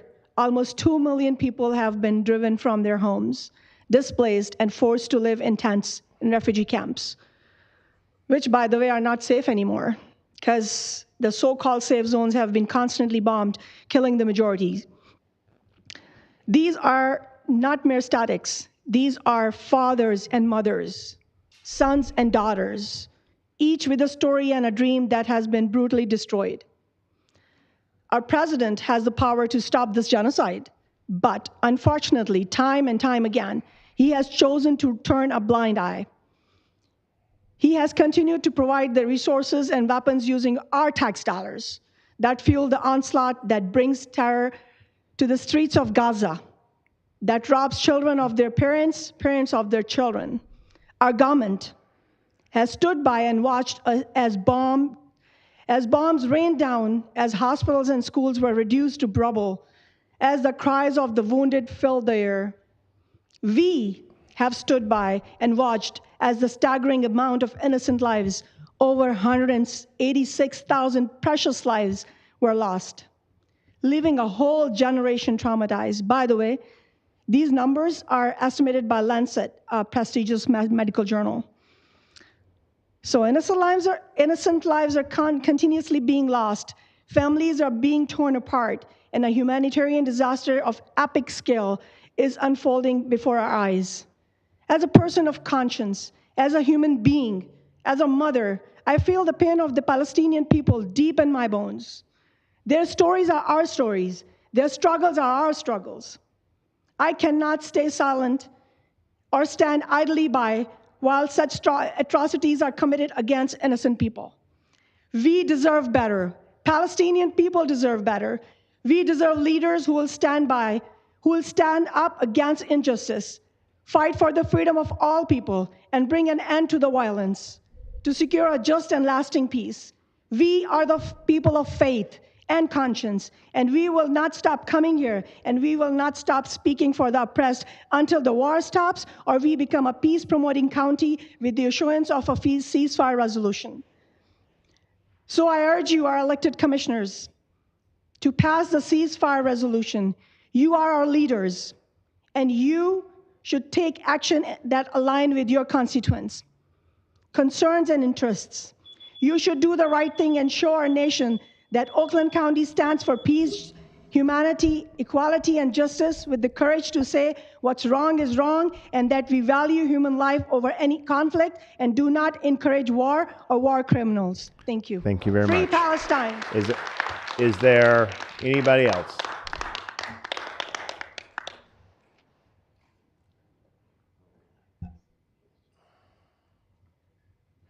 Buenas noches. Good evening. My name is Mike Flores from Hazel Park, and I am Oakland County. I'm here demanding that these chambers listen to their constituents and bring to this floor the resolution supporting humanity, peace, and ceasefires worldwide. I am disappointed by the many faces that I see in front of me as I speak. I'm disappointed by the brown faces, the black faces, the women, the fathers, the mothers, the uncles, and the aunts for your lack of courage or lack of understanding of the intersectionality of every person in Oakland County and the genocide abroad. Every time I see a child's face burnt to the bone, I know I directly contributed to that child's suffering. I see my nieces and I see my nephews. And I ask, would anyone come to their rescue if they cried for help? I will end with this poem by Palestinian-American poet Azam. Write my name on my leg, mama. Use the black permanent marker with the ink that doesn't bleed. If it gets wet, the one that doesn't melt. If it's exposed to heat. Write my name on my leg, mama. Make the lines thick and clear with your special flourishes so I can take comfort in seeing my mama's handwriting when I go to sleep. Write my name on my leg, mama, and on the legs of my sisters and brothers. This way, we will belong together. This way, we will be known as your children. Write my name on my leg, mama, and please write your name and Baba's name on your leg, so we will be remembered as a family. Write my name on my leg, mama, and do not add any numbers, like when I was born, or the address on our home. I do not want the world to list me as a number. I have a name, and I am not a number. Write my name on my leg, mama. When the bomb hits our house, when the walls crush our skulls and bones, our legs will tell the story how there was nowhere for us to go.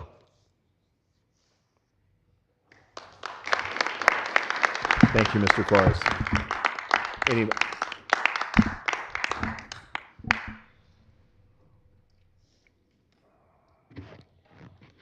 Good evening. My name is Alia Malik, and I'm Oakland County Strong. I am here today because I need all my Oakland County commissioners to help me in supporting my mental health challenge, a challenge which has been brought upon after witnessing images and videos of a 6-year-old girl being shot at 355 times, a person with Down syndrome being mauled to death by a combat dog released on him by the Israeli Defense Forces, bodies of children without heads and heads of children without bodies, streets filled with skeletons, limbs, blood, human organs, and decomposed bodies. Rape after rape, whether it was a 5-month pregnant woman who was first beaten and then raped in front of her husband, children, and other men, and where the Israeli Defense Forces further ordered their men not to close their eyes, but rather force them to watch the horrific ordeal instead. Or the Palestinian captives in Israeli concentration camps who were raped and forced to have sex with dogs. People being sniped while They're getting food or just moving from one safe zone to another. Families set ablaze while sleeping in tents, thousands of hundreds dead, even more maimed, buried alive, millions starved, and each day a new massacre unfolds. This is all being done by our tax dollars while we Americans live paycheck to paycheck, unable to afford health care and education. We have provided $12.5 billion since October 7th, 2023, with billions more on the way to Israel, whose citizens, by the way, have free education and health care. Commissioner Woodward, I would like to remind you of your words in the Oakland press conference in reference to the Iraq War, where you stated the American people want a solution, how you weren't happy with the political gamemanship going on in Congress and were worried about the cost of the war. Future generations are going to be paying off their debt. The overall cost of the war could be paying for health care for everyone, you said. Commissioner Gershenson, in your interview with the Oakland County Times, you mentioned the importance of mental health and how the tragedy of the Oxford shooting would impact the children, the terror and the PTSD that they will experience, and how you had supported them. As such, I ask you, what about the PTSD, terror, and psychological trauma that our kids are witnessing as a result of the genocide in Gaza? How will you help us? Commissioners Hoffman, Long, Weipert, Cavell, Smith, Charles, Juliet, Lubes, Markham, Miller, Power, Nelson, Gingle, Woodward, Gershenson, and Speeds, you all sponsored Resolution 22-116 and oppose hate, violence, and affirm basic human rights of all people for survival, equality, dignity, respect, and liberty. So it is very hurtful, frustrating, and mind-boggling that you won't introduce this resolution. I guess because at the root of all, brown and black people are just not considered as human as white people. To conclude, I leave you with the words from the poet Amanda Gorman, who said, "It takes a monster to kill children, but to watch monsters kill children again and again and do nothing isn't insanity, it's inhumanity." Thank you for listening. Thank you. Is there anybody else that would like to speak during public comment?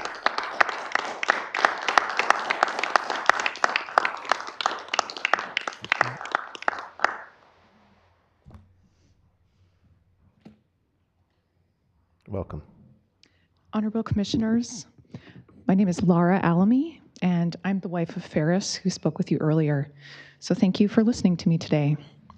And I am here as a teacher. I'm a musician. I'm a person with a lot of heart. And I don't want to stand here and cry, but I have to tell you, I'm so moved to hear what I'm hearing tonight. And I'm grateful, so grateful to be here. So thank you for giving me the opportunity to speak. The ongoing conflict in Gaza has brought unimaginable suffering to countless families, including my own. Every day we live with the fear and uncertainty of what might happen to our loved ones. The constant violence has left many innocent civilians, including children, in a state of perpetual terror and despair. I'd like to also share a personal story. This is tough. My husband's cousin, Samer, is currently being held in administrative detention by the Israeli Defense Forces, who picked him up in Gaza when he was fleeing with his wife and 10-year-old son to save territory. This is my family, too. And we don't know where he is. He's being held with no charges. And it's very challenging for us. This is a Michigan family. We are your constituents. We are voting on these issues we've been calling. And for us, this is so very personal. This is very hard for me to be up here speaking with you. Let us work together to ensure that future generations will not have to endure the same suffering. Let us choose compassion over indifference. And please hear us. Please stand with us. We've been calling, and our hearts are broken. You can see that our hearts are broken here, and we're people And I know that this is our house too.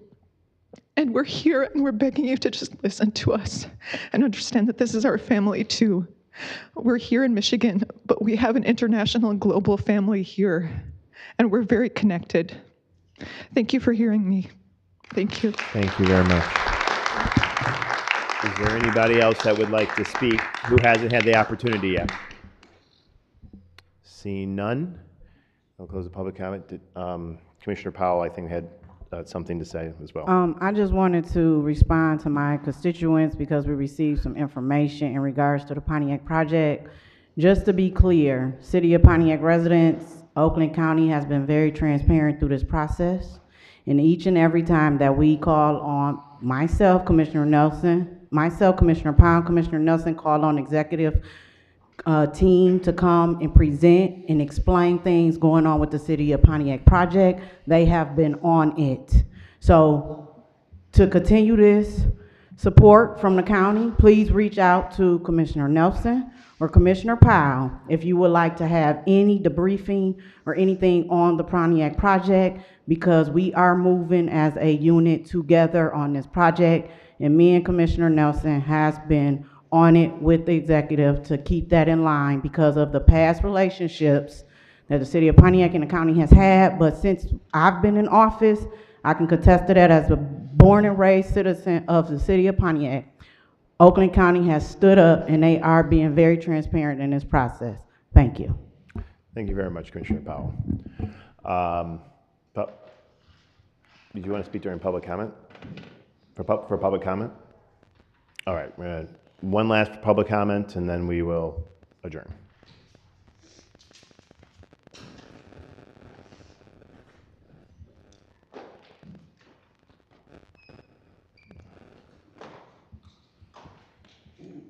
Welcome. Thank you. Hi, my name is Jenna Case, and I just wanted to stand at this mic for the total of 3 minutes just to waste everybody's time here, the same way you are all wasting the time of all your constituents. So thank you. And I appreciate all the faces that some of you have made while your constituents were speaking.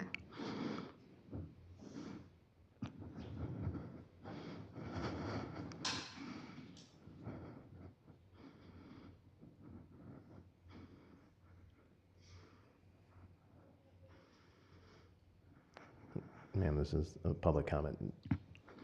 Sorry? Anything more to add? Must I? Pardon? Do I have to add something? During public comment, yes. Okay, then I'll take my time while adding. It's just mind-boggling to see all these people come here and beg you guys and just watch your faces. Let me think. It's kind of like disrespectful. Like, these are the people that voted for you or, you know, supported you, and here you are making faces while they express their emotions, their sorrows, their griefs, telling you that this is a personal issue. Sad. It's really sad.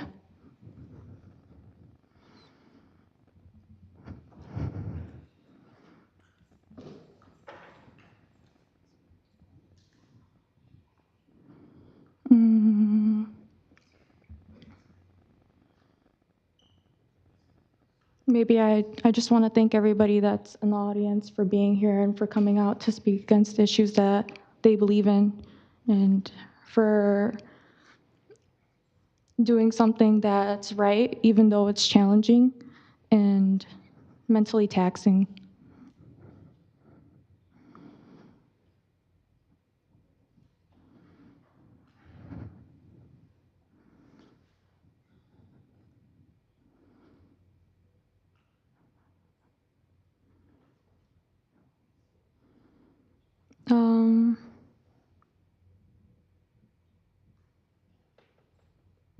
Sorry, just a second. I need to think.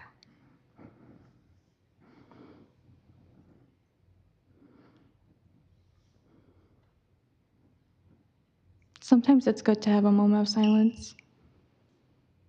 Reflect. Think about what people are asking you to do. it's easy to look at your peers around you and to just conform, do what they're doing.